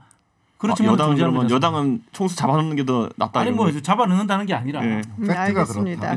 팩트가 그렇다는 거죠. 여기서 삼성 이야기 좀 맞춰보도록 하고요. 저희가 주제가 또 있어서 지금 청취자 문자 중에 패널분들 소득세 얼마 내시는지 갑자기 궁금해졌다는 문자가 있었는데 그 얘기 넘어가도록 하겠습니다. 지켜드릴게요 제가. 네. 변호사인데. 네. 두 번째 주제 저희 공수처 특검 주제예요. 네. 지금 라임 옵티머스 사건 관련돼서 국민의힘 측에서는 특검을 요구하고 있고 그리고 지금 민주당 측에서는 이제 공수처 출범으로 이거를 가려고 하는 것 같습니다. 자, 이 부분에 대해서 좀 짧게 이야기를 나눠봐야 될 것 같은데요. 네, 구영모 최고위원부터 시작하도록 하죠. 네. 일단 감찰 지시가 내렸는데 법무부 감찰 지시자가 일단은 뭐 정치인이잖아요. 예, 누구나 뭐 민주당을 대표할 만한 정치인이기 때문에 그 자체가 잘못된 거라고 보고 있습니다. 그리고 지금 사실 공수처와 특검에 대해서 굉장히 말들이 많은데. 저는 공수처를 들여다보면 일단 추천위원회 자체도 지금 법무부 장관이 그 추천위원회 소속에 들어가 있습니다. 근데 특검 같은 경우에는 법무부 장관이 안 들어가 있습니다. 예. 그리고 여러 가지 보면 수사 대상도 공수처 같은 경우에는 지정이 돼 있습니다. 해당 대상이. 근데 특검 같은 경우에는 지정이 돼 있는 게 아니라 어떤 수사의 내용, 뭐 정치적인 어떤 공정성이라든지 그런 것들이 정치적으로 그런 효과 있을 때 특검을 해야 된다라는 거 있기 때문에 저는 이 공수처 같은 경우에는 굉장히 앞으로 상설 기구이고 또 상설 기구라고 하면은 수시로 어떤 모든 검찰이나 경찰에 있는 수사에 있어서 이게 조금이라도 뭐 고위공직자가 포함이 됐다고 하면은 그걸 계속해서 공수처에서 담아가기 때문에 이번에 이제 그 라임 옵티머스 관련된 사건에 있어서는 무조건 특검을 도입을 해야 된다라고 저는 보고 있습니다. 제가 하나 궁금한 거 여쭤볼게요. 민주당이나 아니면은 이제 뭐 정의당 측에서 답변을 해주시면 좋을 것 같은데 이게 원래 공수처가 고위공직자 수사하는 거잖아요. 그럼 라임 옵티머스 관련해서는 누가 여기 수사 대상이 되는 거예요? 검사장이. 근데 그게 굉장히 모호한 거죠. 출발 좀 자체가. 아니 근데 라임 옵티머스 사건을 해결을 하는데 일단은 이 김봉현이라든지 김재현이라든지 뭐 이런 범죄자들이 있잖아요. 네. 근데 공수처를 통해서 이 범죄자들이 어떻게 연관되어 있는지 조사가 아니고 검사를 조사하겠다라는 게 물론 이제 제가 검찰이 뭐 죄가 없다 있다 이걸 얘기하기는 굉장히 이른 시기이지만 그게 좀 궁금해서 누구를 그러면 수사를 공수처를 하겠다는 것이죠. 그러니까 출발점 자체가 애매한 겁니다. 저는 그래서 계속 이제 냉장고에 코끼리 담으려고 하고 있다. 라임 옵티머스 건은 여러 가지 가지가 있거든요. 아까 말했던 금융사기 건에 대한 부분이 가장 큰 덩어리고 그리고 거기에 이제 그 수사 과정에서 불거진 라임 건에 대해서는 검사들이 접대받은 어떤 비위라든지 이런 것들이 있고 뭐 그리고 정치인 연루설 그러니까 게이트성 이런 부분이 있는 것인데 저는 이걸 다 담으려면은 공수처로는 택도 없다 이런 생각을 하는 것이 아까 언급된 것처럼 아까 구영모 최고위원이 언급한 것처럼 이거는 결국에는 고위공직자의 비리를 수사하는 곳입니다 말 그대로. 그런데 이 김봉현 씨나 이런 분들은 고위공직자 아니거든요. 그러니까 저는 이 얽혀 있는 이 줄기들을 하나로 통합해서 수사하는 특검이 낫다 이렇게 저는 생각하는 거고요. 그 많은 국민들이 이번에 공수처의 맛보기 버전을 봤습니다. 뭐냐면은 이번에 추미애 장관이 그 감찰이라는 무기와 수사지휘권이라는 무기를 계속 발동하면서 검사들을 이제 사실상 옥죄고 있잖아요. 근데 이게 원래 공수처의 역할입니다. 그 검사들의 비위나 이런 걸 살피는 역할인데 이 잘 보면은 기작이 이래요. 그러니까 결국에는 검찰에서 아주 엄격하게 수사를 받고 있는 이 김봉현 씨나 이런 사람들 범죄자인 사람들이 아니면 수감된 사람들이 옥중 편지를 하나 찍습니다. 옥중 편지 써가지고 나 이런 사람 접대한 적 있다. 그리고 나는 검찰 개혁의 지지자다. 마지막에 슈미사 하나 붙이면은 그 다음에 추미애 장관이 어머나 검사들이 이런 일을 했어. 그러면 검사들 전부 다 지금 지휘 라인에서 빼고 그 다음에 그 담당 검사들 갈아치우고. 자 이렇게 했을 때 가장 여기서 행복한 사람은 누구냐? 행복한 사람 딱 하나 있어요. 김봉현 씨예요. 자기를 수사하면서 자기 비위에 대해서 너무 잘 알고 비리에 대해서 계속 캐고 있던 검사들이 수사팀이 교체돼 버립니다. 그러니까 저는 이런 상황들 계속 발생시킬 건지 좀 궁금하고요. 공수처가 이제 상설화되면은 이런 기작이 당할 겁니다. 이제 김봉현 씨 같은 분들은 공수처에 편지를 쓰겠죠. 네. 검사들이 이랬습니다. 수사해 주십시오. 그러면은 공수처는 당연히 검찰들을 들이쳐가지고 이제 또 이런 수사를 방해하게 되겠죠. 열린민주당 김성애입니다. 요거 그러니까 사건을 좀 갈라서 봐야 되는데 제일 중요한 것은 라임과 스타 모빌리티 관련돼서 김봉현 씨가 빼돌리고 어쩌고 저쩌고 한 것은 수사가 다 끝났죠. 그래서 재판으로 넘어가 있어서 여기에 대해서 뭐 더 이상 수사를 하고 자시고가 없어요. 김봉현이 뭐라고 말을 하든 그 편지를 읽은 판사가 감동을 받아서 무죄를 선고하기 전에는 김봉현이 지금 편지를 쓰는 행위 자체는 본인에게 미칠 수 있는 긍정적인 영향은 제가 보기에는 굉장히 제한적입니다. 반면에 김봉현이 지금 하고 있는 폭로의 내용을 보면 내가 뭐 야당 정치인에게 뭘 주고 뭐 검사들이 어떻게 하고 이런 얘기들은 이건 말 그대로 고위공직자 범죄수사처에서 다루어야 될 내용인 거죠. 즉 김봉현 씨의 진술을 어떻게 믿느냐고 하지만 그 김봉현 씨의 진술 가지고 청와대 정치인 뭐 A가 1억을 받았네 기사 쓴 것도 기자들이고 그걸로 수사를 하고 있는 것도 검사들인데 검사가 할 때는 괜찮은 거고 그게 의혹으로 나와서 뭐 특검이 됐던 공수처대로 가는 것이 이상하다고 하는 건 말이 안 된다고 보고요. 일단 한 사건이 그렇고 너무 많으니까 하나만 더 얘기할게요.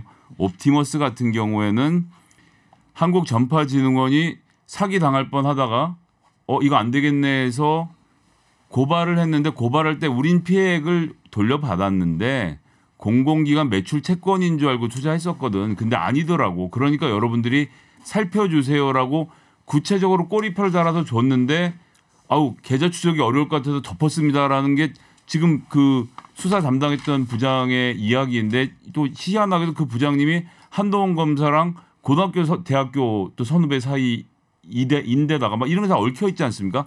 누가 봐도 이상한 상황으로 보여지는 이런 상황들. 근데 여기서 더 놀라운 건 계좌 추적이 어렵다라는 주장과 달리 박주민 의원에 따르면 계좌 추적 영장 발부율이 98%라는 거거든요. 한번 열어봤으면 딱 나오는 건데 어떻게 그걸 덮고 그냥 넘어갔는지에 대해서 국민들이 분노하기 때문에 그 문제에 있어서만큼은 검사 출신들이 아닌 그러니까 공수처에서 하라는 건 공수처가 인사를 따로 타기 때문에 거기 들어가면 맘 놓고 일을 할 수 있기 때문에 우리가 검사가 아닌 사람들이 하게 만들자라고 하는 것이 저는 이 사건의 본질이라고 봅니다. 네. 옵티머스 수사했던 박진영입니다. 부장검사가 옵티머스를 수사하셨어요? 아니 아니 저기 갑자기 또 헷갈리면 전파진흥원 한국 전파진흥원 그 수사 관련돼 가지고 옵티머스 건에 거기 검사가 이분이 부장 검사가 저기 윤석열 그 총장 청문회 때 같이 참여했던 분이에요. 그 정도로 가까운 분이고 이 또 어쨌든 중앙지검에서 무혐의로 덮은 지 4개월 만에 남부지검에서는 옵티머스 사건을 또 밝혀내서 기소를 했어요. 이 4개월 만에 차이가 뭐 왜 그렇게 존재했는지 한번 충분히 감찰해 볼 만한 이 가치가 있는 거지 않습니까, 상황이. 네. 구형모입니다. 구형모 그 지금 김봉영 의원 같은 경우는 진술이 나는 몸통이 아니다라고 이렇게 진술을 했습니다. 근데 뭐 라임 몸통 당연히 김봉영 아닙니까? 근데 공수처로 바뀌게 되면 이 몸통이 바뀌게 되는 겁니다. 고위공직자로. 그렇기 때문에 아까도 말씀드리면 자꾸만 이런 그 김봉영 의원의 물타기, 공수처의 물타기 저는 이렇게 좀 보고 있습니다. 김성애 이 얘기는 꼭 해야 될 건데 김성애인데요. 라임에서 돈 빼먹은 사람들 중에 대부분은 도망을 다니고 있고 라임에서 투자한 돈을 빼먹은 사람이 김봉현이기 때문에 김봉현을 몸통으로 보는 건 제가 보기에는 수사당국 쪽에 동의를 안 할 것 같습니다. 제가 박진영입니다. 하나 좀 바로 잡아야 될 게 있는데요. 공수처에서 그 고위공직자를 수사를 한다고 해서 동일 사건에 대해 가지고 다른 각도에서 검찰에서 수사를 하지 않는다는 게 아닙니다. 그거는 확인을 해보셔야 될 겁니다. 그러니까 2첩밖에 되어 있습니다. 네, 알겠습니다. 네, 한 가지만 말씀드릴게요. 신장식입니다. 아까 말씀하셨던 것과 관련해서 그 펀드 사기 사건에서는 크게 세 단계를 봐야 돼요. 하나는 제조 설계 과정에서 사기성이 있는 상품을 제조 설계했냐. 두 번째는 투자금을 모으고 판매할 때 여기에 또 비리나 그 사기성이 있냐. 그러니까 전파진흥원을 김재현 옵티머스 2대 대표가 전파진흥원 돈을 최초에 100억 원을 처음에 어떻게 끌어왔느냐. 여기에 혹시 권력형 비리가 있는 건 아니냐. 또는 금융계 로비가 있었던 건 아니냐. 뇌물이 수수된 건 아니냐. 이걸 봐야 되고 그다음에 마지막에는 이 검사 금융감독원의 검사나 검찰의 수사할 때 이걸 무마하기 위해서 로비를 벌였다는 거잖아요. 공수처 수사 대상은 당연히 로비 요 과정에서 뒷부분. 공수처 국회의원이나 이런 뒷부분에 대해서 지금 검찰에서 제대로 한 게 없으니까 그 여러 가지 비리들이 지금 드러나고 있으니까 공수처에서 수사해야 되는 게 맞고요. 이 제조 판매나 제조하고 판매하고 투자금을 갖고 온 과정은 지금 수사하고 있는 수사팀에서 열심히 수사해라. 해서 수사하고 있는 거예요. 그러니까 이거는 공수처에서 해야 될 것과 지금 남부지검이나 중앙지검에서 해야 될 수사의 대상이 좀 다르다라는 겁니다. 그렇기 때문에 충분히 공수처에서 이거 수사하면 된다.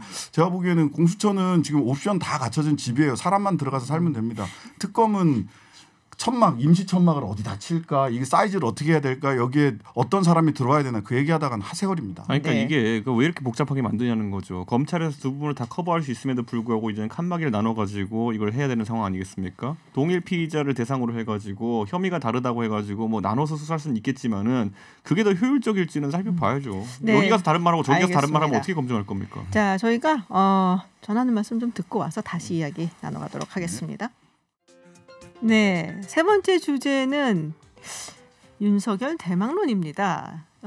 국감 때 윤석열 검찰총장이 퇴임 후 국민께 봉사하는 방법을 생각해 보겠다라고 이야기가 있었고 그 이후에 뭐 여러 가지 발언 그에 대한 후폭풍이 거셉니다. 오늘 한 여론조사 나온 거 보니까 3위더라고요. 네, 야권 내에서 아주 압도적인 야권 내에서는 1위를 차지할 정도로. 네, 자, 근데 또 뭐 한쪽에서는 민주당 측에서는 뭐 너 나오면 땡큐야 뭐 이런 얘기도 있는데 보통 나오면 땡큐다 그러면은 안 나왔으면 할 때 그런 말들을 많이 하는 것 같았거든요. 어떤지 궁금. 그렇지 않다고 강하게 말씀을 하시는데요. 네, 오늘은 그럼 이번 주제는 어디부터 들을까요? 아까 뭐 제 일당이라고 하셔서 빈정이 상하셨으니까 우리 김성애 대변인 이야기부터 먼저 들어볼까요? 일단 윤석열 검찰총장이 공무원 신분으로 야당의 지도자가 되고 있는 상황이 굉장히 재밌죠. 근데 이제 김종인 대표가 비대위원장 같은 경우는 홍준표 의원 등이 지지율이 치고 올라오는 게 제일 보기 싫거든요. 그래서 그 모든 야권의 대권 후보들의 지지율을 5% 아래로 눌러놓는다는 점에서 윤석열의 이 부상을 제가 보기엔 지금 당장은 즐기고 있을 것이다. 근데 이제 정작 메인 게임이 시작돼서 이분이 하필이면 또 내년 7월에 그만두는데 7월에 그만두고 급속한 검증 작업을 거치면서 국민의힘에 가려고 해도 이분은 기본적으로는 박근혜 정권을 수사해서 무너뜨린 장본인 중에 한 사람입니다. 그래서 이 국민의힘의 근간을 이루고 있는 권리당원들과 또 이 소위 말하는 태극기 부대라고 부르는 분들 사이에서는 반감이 좀 상당할 거라고 생각을 해서요. 결국 제3지대로 가게 될 것인데 우리나라 정치에는 뭐 국민의당에 계시지만 제3지대가 참 어렵습니다. 참 어렵기 때문에 지금 박근혜도 싫고 조국도 싫고 이런 사람들이 모이면 정권을 잡을 수 있을 것 같은 어떤 이런 환상에 젖을 수 있지만 현실 정치는 그렇지 않기 때문에 저는 쉽지 않을 것 같고 하나만 더 말씀드리면 윤석열 총장이 지금은 언론이 어떻게든 굉장히 사이가 좋게 해서 띄워주고 계시지만 언론의 속성상 이 광야에 나오면 조국 장관 검증한 것 이상으로 윤석열 일반인 윤석열 혹은 윤석열 후보를 검증할 것이기 때문에 그 시련의 시간 과연 견딜 수 있을까 저는 좀 의문이 많이 됩니다. 네, 절대 아니라고 아까 박진영 부대표님께서. 네, 박진영입니다. 제가 웬만하면 김성애 대변인 이야기에 늘 제가 따라가서 다 동의하는데 하나 동의 안 되는 부분은 저는 윤석열 총장이 정치하기가 쉽지 않을 것이다. 뭐 현실적으로 그렇게 보고 있습니다. 그 청문회 국감 때 발언은 사실은 내가 봉사라는 표현을 쓰므로 인해서 야당을 우군화시켜서 자기의 보호막으로 삼으려고 하지 않았나. 뭐 저는 이렇게 생각을 하고요. 그런 측면에서 이분은 총장 임기를 마치고 안전하게 귀가해서 정관의 예우를 누리는 게 저는 목표가 아닐까 뭐 이런 생각을 드는데요. 근데 분석은 저도 또 김성애 대변인하고 거의 비슷해지는 게 제가 윤석열 대망론은 국힘망이다 이렇게 썼는데 국민의힘이 망하게 한다 이런 표현을 썼는데 실제 지금쯤 되면은 여야에서 1, 2등 대권 주자가 지지율이 10몇 %씩 나와야 돼요.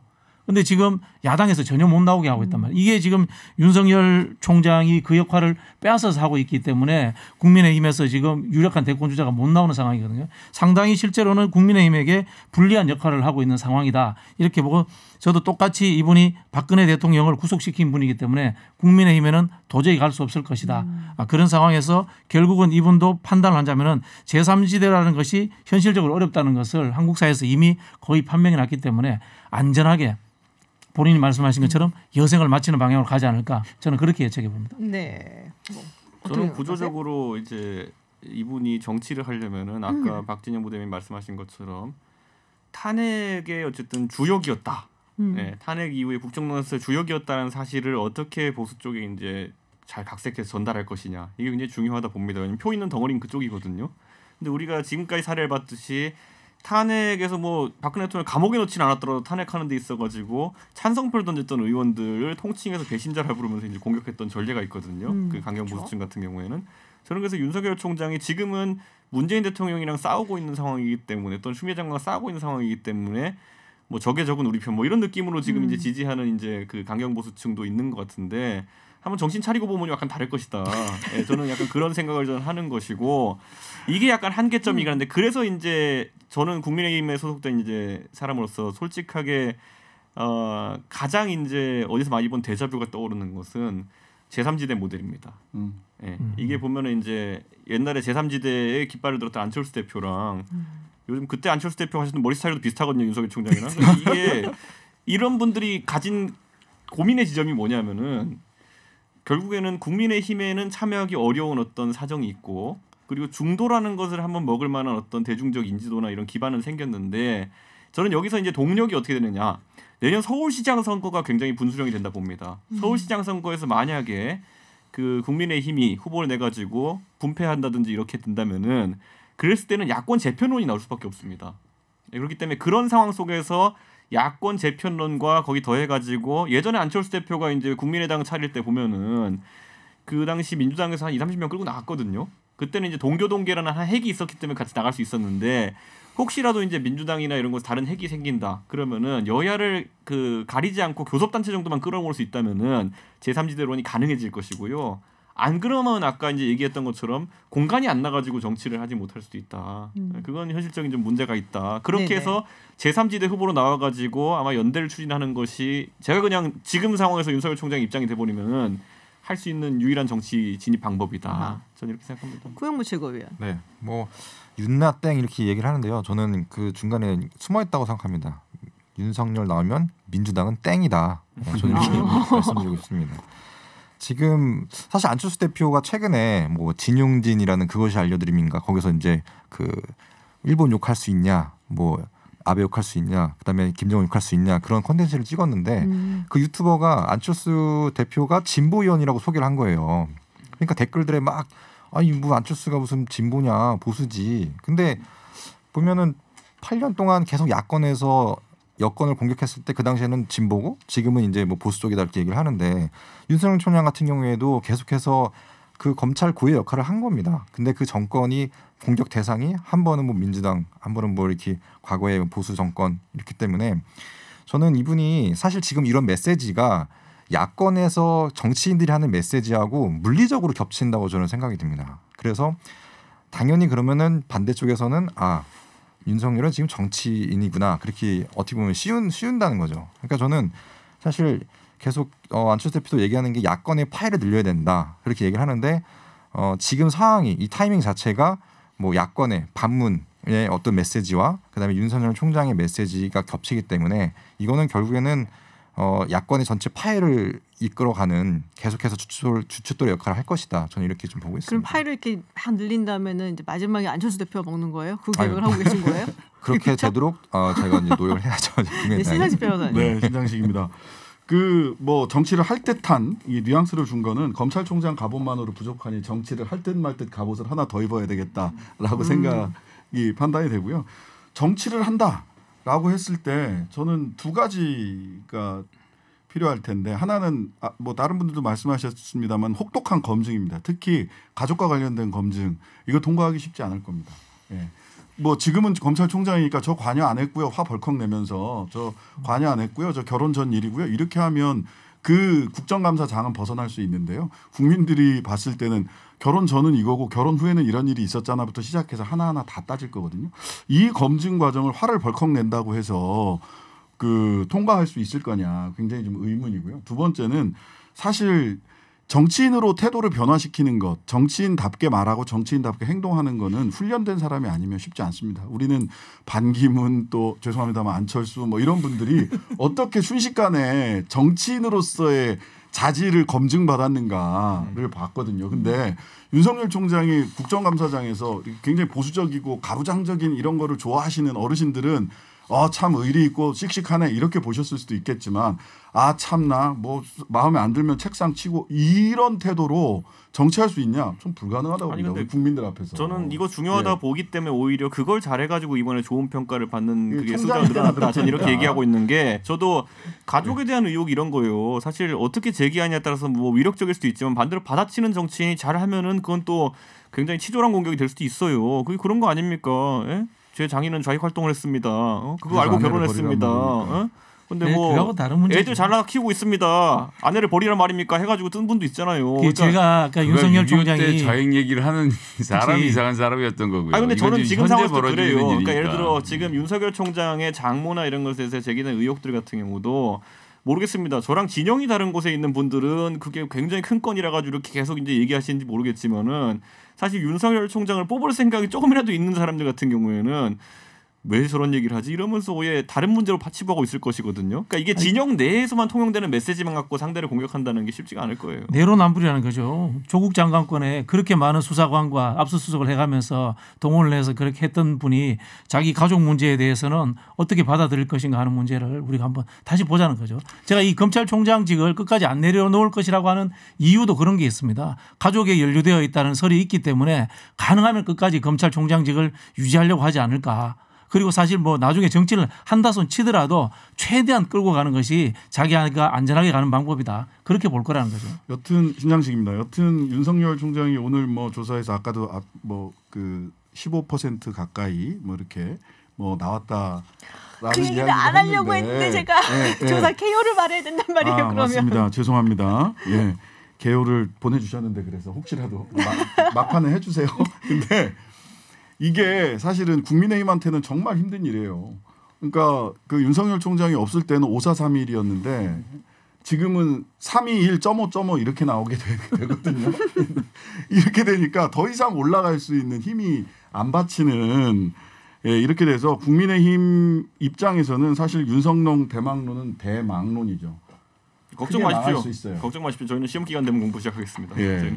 아직 시험 기간 아닙니다. 네, 알겠습니다. 지금 신장식 변호사님께서 말씀을 하시는 바람에 제가 조금 있다가 개요를 말씀드리도록 하고요. 제가 말씀드릴까요? 네, 지금 말씀해 주시죠. 예, 데일리안이 아레날 서치에 의뢰 지난 25일, 26일 전국 18세 이상 유권자 1,032명의 무선 자동응답 방식으로 진행했고요. 응답률 5.7%, 표본 오차는 95% 신뢰 수준의 플러스 마이너스 3.1%. 자세한 내용은 중앙선거 여론조사 심의위원회 홈페이지를 참조하시면 되겠습니다. 우와, 너무 잘하시는데 이거? 그걸로 분량 때우셨네. 이야, 네, 마지막으로 정말 시간이 없어서요. 한 말씀만 드릴게요. 그러면 윤석열 대망론은 무엇이다. 네, 김성애 대변인부터 시작해 주시죠. 예, 윤석열 대망론 또 앞에 앉아 있으니까 좀 민망했는데 안철수다. 이게 민주진영이 40을 가져가는 상황에서 삼지대가 만들어진다는 것은 국민의힘에게는 재앙적인 상황이 올 것이고 지난 대선에서도 문재인 후보가 42%로 당선이 됐잖아요. 이것의 재현일 뿐이라서 그 야권에게는 매우 불리한 메시지로 전달이 될 거로 봅니다. 네, 박진영 대변인. 예, 박진영입니다. 윤석열 대망론은 땡큐다. 아, 땡큐다. 예. 네, 땡큐 할 수도 있었는데 땡큐다라고 하셨습니다. 네, 이준석 최고위원. 저는 윤석열 대망론 저도 안철수라고 하려고 그랬거든요. 오늘 주인공인데요. 저는 머리 스타일 비슷하게 너무 꽂혀가지고 네. 뭐 저도 비슷한 생각이에요. 결국에는 뭐 제3지대 후보들이 지금까지 걸어왔던 부분, 뭐 안철수 대표 아니면 또 아까 반기문 총장 언급 나왔지만은 그 역할을 비슷하게 밟아갈 텐데 결과는 어떻게 될지 아직 예측하기는 어렵다. 뭐 이인재, 정주영 다 기억나지 않습니까? 네, 알겠습니다. 신장식 변호사님. 저는 아까 뭐 말씀드렸는데 윤석열 대망론은 국민의당에게 있어서는 대망론이다. 크게 망론이다. 국민의힘 죄송합니다. 오늘 너무 지금 너무 놀라신 거 아니에요? 정치치를 하시는 분들이. 네, 자 고영모 최고위원. 네, 뭐 윤석열 대망론은 뭐 야권파이의 주춧돌이다. 그냥 이렇게. 야권파이의 주춧돌이다. 아, 지금 한마디 딱 할 수 있는 상황이었는데, 네, 한방 해보겠습니다. 네, 오늘 토론 여기서 마치도록 하겠습니다. 신장식 변호사, 고영모 최고위원, 김성애 대변인, 이준석 전 최고위원, 그리고 박진영 부대변인과 함께했습니다. 고맙습니다. 네, 감사합니다. 감사합니다. 네, 해외 뉴스 알아보는 서울타임즈 시간입니다. 전주현 캐스터와 함께합니다. 어서 오세요. 네, 안녕하세요. 네, 유튜브 TBS FM으로 들어오시면 보이는 라디오로도 함께하실 수 있습니다. 자, WTO 사무총장에 대한 각국 선호도 조사. 네. 이제 이거를 통해서 보고 그리고서는 어제 저희가 인터뷰를 한 바에 따르면은 2위를 하게 되는 후보가 네. 약간 자진 사퇴를 하고 네. 그러면서 이제 포를 몰아주면서 만장일치로 결정되는 그런 방식으로 간다라고 하는데요. 네. 지금 나이지리아 후보가 좀 많이 앞선다라는 네. 얘기가 있었어요. 특히나 그렇죠. 유럽연합에서 밀어줘서. 네. 근데 미국이 이 미 국무부가 그러니까 미국의 제외 공간이죠. 네. 근데 거기에 한국 후보를 밀어라. 그래서 그쪽에 지금 가 있는 국가의 정부에 이제 네. 그런 식으로 좀 약간의 압박을 하라. 뭐 네네. 이런 얘기를 했다고 해요. 그렇습니다. 네. 그래서 막판에 지금 역전이 가능할 것인가. 지금 이제 유 본부장이 약간 뒤처지는 것으로 알려져 있으니까요. 그래서 WTO가 지금 현재 시각으로 오전 11시, 우리 시각으로 한 오후 7시쯤에 지금 제네바 주재 한국과 나이지리아 대사를 불러서 두 후보에 대한 선호도 조사 결과를 통보할 거라고 알려졌습니다. 아마 통보가 됐는데 아직은 지금 언론을 통해서 알려지지 않은 것 같고요. 그리고 우리 시각으로 오늘 밤 11시에는 전체 회원국의 조사 결과를 발표한다고 해요. 네네. 그래서 오늘 밤쯤에 좀 윤곽이 일단 나올 것 같은데 지금 말씀하신 것처럼 163개국이 참여했습니다. 선호도 조사에. 근데 유럽연합 27개국. 그렇죠. 아프리카는 거의 뭐 몰표가 나올 거 그렇죠. 확신을 하니까요. 그래서 나이지리아의 오콘조 이에알라 후보가 앞설 것으로 전망이 되고 있는데 선호도 조사에서 더 많은 표를 얻었다고 바로 당선이 되는 건 아니죠. 그러니까 압도적으로 표차가 나면 2위 네네. 후보에게 사퇴를 권고하게 되는데 이게 그렇게까지 차이가 나지 않으면 다시 이제 후보국들을 상대로 이렇게 의견을 조정해야 되는 그런 절차가 있기 때문입니다. 만장일치를 이끌어내야 되니까요. 네네. 근데 우리 정부는 지금 두 후보 간에 그렇게까지 압도적으로 차이가 날 것 같진 않다 이렇게 생각을 한다는 거죠. 그래서 끝까지 지금 열심히 해보겠다 이런 입장인데 미국, 중국이 WTO에 큰 영향력을 미치고 있습니다. 뭐 EU도 마찬가지고요. 그러니까 이 미국, 중국, EU가 어떤 입장을 발표하느냐가 굉장히 중요한데 EU는 이미 나이지리아 후보를 네네. 밀겠다라고 얘기를 했는데 지금 폴리티코의 보도에 따르면 미국 국무부가 25일에 말씀하신 것처럼 자국의 제외 공간 일부에 후에 주재국 정부가 유 본부장을 지지하는지 파악해라. 그래서 아직 결정하지 않았다면 유 본부장을 지지하는 방향으로 넌지시 부드럽게 권유해라. 이런 내용이 압박을 해라. 네. 외교 전문에 담겼다고 네네. 합니다. 그래서 지지 후보를 명확히 밝힌 국가에는 이런 전문을 안 보냈다고 해요. 그래서 외교가에서는 이것이 미국의 지지를 보여주는 강력한 신호로 해석이 되고 있다. 이런 그렇죠. 평가가 지금 나오고 있습니다. 근데 이제 미국이 지지한다고 이게 과연 유 본부장에게 다 유리하기만 할 것인가? 그건 또 아니다. 이런 이제 반론도 있는데요. 왜냐하면 트럼프 행정부가 WTO랑 별로 사이가 안 좋잖아요. 그렇죠. 근데 지금 상소기구도 미국의 반대 때문에 이루어지지 못하고 있고 그래서 미국이 지지해 그럼 일부 회원국이 오히려 반감을 더 가질 수 있다. 수도 있다라는 예, 그렇습니다. 그런 우려도 지금 나오고 있는데요. 지금 중국이 그럼 누구를 지지하느냐 이것도 굉장히 중요하거든요. 중국은 나이지리아 지지하잖아요. 그렇겠죠. 이제 1대1로도 있고 아프리카 네. 후보를 지지하지 않겠느냐 하겠지만 공개적으로 우리가 아프리카 후보를 밀겠다라고까지는 얘기를 하지 않았거든요. 다 알아. 다 알아요. 근데 문제는 미국하고 중국이 이렇게 각각 네. 편이 갈려버리면 미국은 유 본부장을 밀고 중국은 아프리카 나이지리아 후보를 밀게 되면 지금 상대 후보를 이렇게 서로의 큰 축이 반대를 하는 거잖아요. 그렇죠. 그러니까 이게 만장일치 이끌어내기까지 굉장히 시간이 더 걸릴 것 같다. 이런 얘기도 함께 나오고 있습니다. 네, 하여튼 좀 기다려 보도록 네네. 하겠습니다. 자, 그런데 이 홍콩 주재 미국 총영사관이 홍콩 민주화운동가들의 망명 신청을 거부한 것으로 나타났습니다. 네. 네, 트럼프 행정부의 네. 특징인 건가요? 그러니까요. 굉장히 밀어줄 것처럼 얘기는 하긴 그럴까요? 했었거든요. 근데 홍콩 차이나 모닝 포스트지에 따르면 홍콩의 친독립단체를 이끌던 한 민주화 운동가가 홍콩 경찰에 의해서 체포되는 일이 있었습니다. 그러니까 이제 나머지 운동가 4명이 위협을 느낀 거예요. 그래서 27일 오후에 미국 영사관을 찾아서 망명 신청을 하려고 찾아갔습니다. 그런데 네네. 신청이 결국 받아들여지지 않은 것으로 보인다. 이렇게 보도를 했습니다.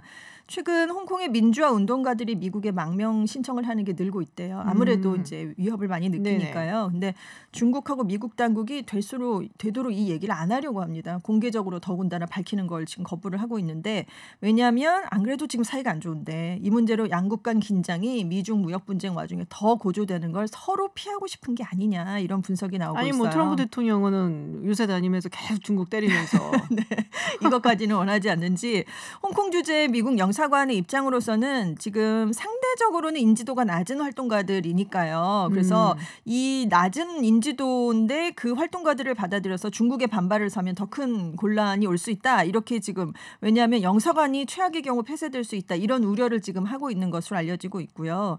그리고 지금 중국 측이 주 홍콩 미국 영사관이 민주화 운동가들의 망명을 받아들이면 여기가 친독립 세력의 근거지가 됐다면서 바로 폐쇄에 나설 거다. 이렇게 지금 얘기가 나오고 있습니다.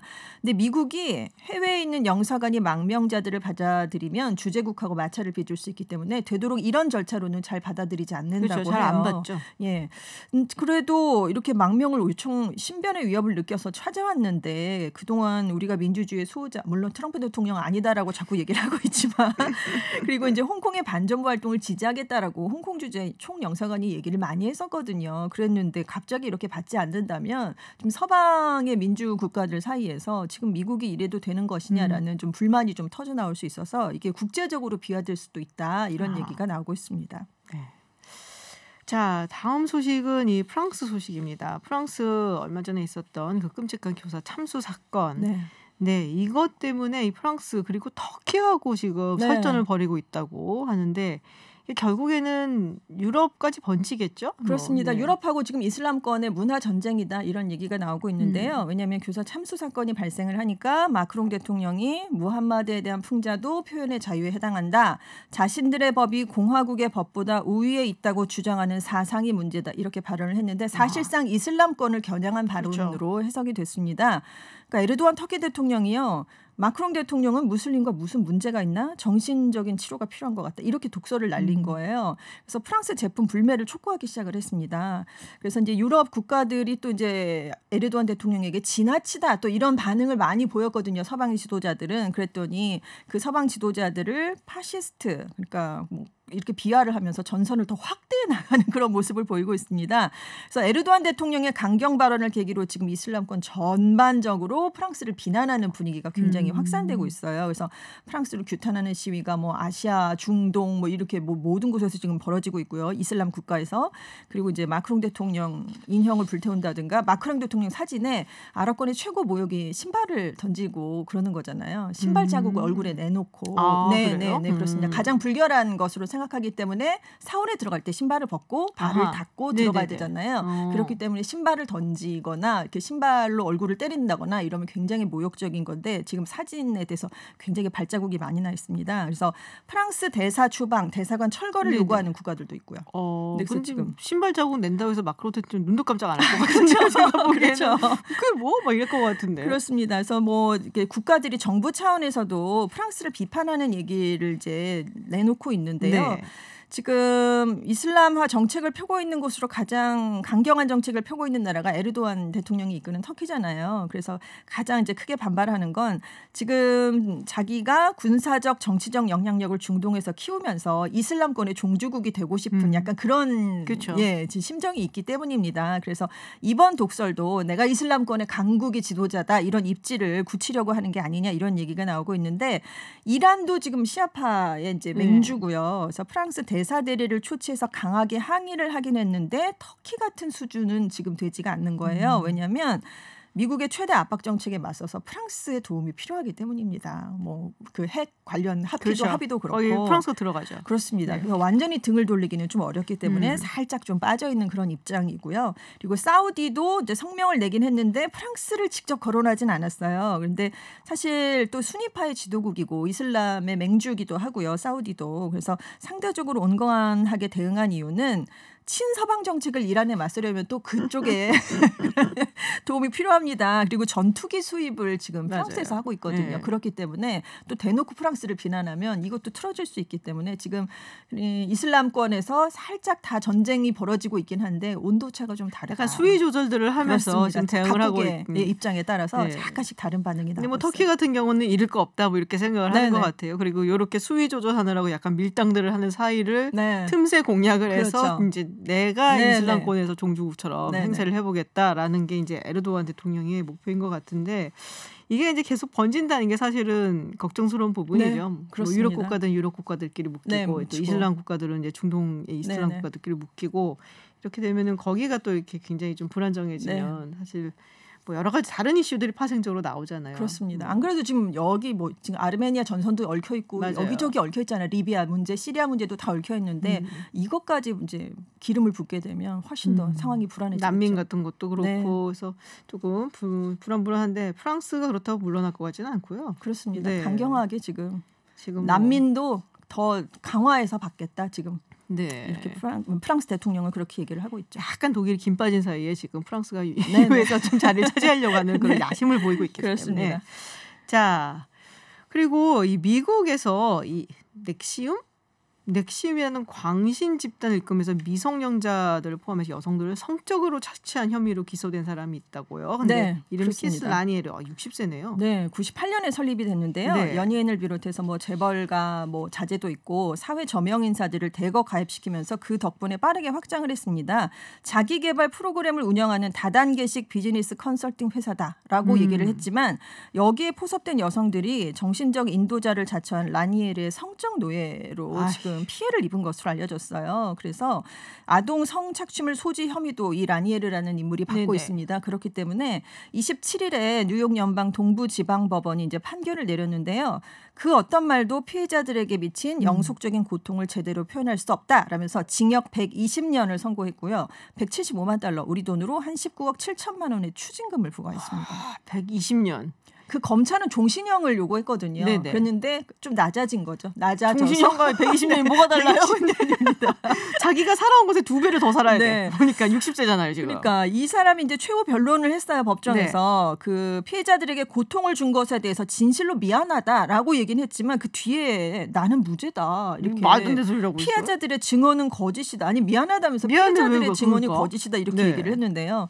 아무튼 지금 이 사건에 연루된 유명 인사 가운데 일부 일부에게도 유죄가 인정돼서 실형이 선고가 돼서 한 41세 여성은 이 사람을 돕기 위해서 미국에 불법 체류한 이민자를 숨겨줬던 그런 혐의를 인정받아서 이달 초에 6년 9개월의 징역형을 선고받은 그런 일도 있었습니다. 잠깐 도와준 사람이라는 거죠. 네, 도와준 사람이죠. 근데 6년 9개월, 그 7년 가까이. 와, 네.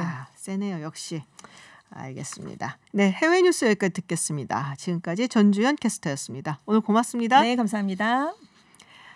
네, 김시윤의 이브닝쇼 준비한 내용은 여기까지입니다. 저희는 내일도 6시 10분에 여러분을 기다리겠습니다. 지금까지 김지윤이었습니다.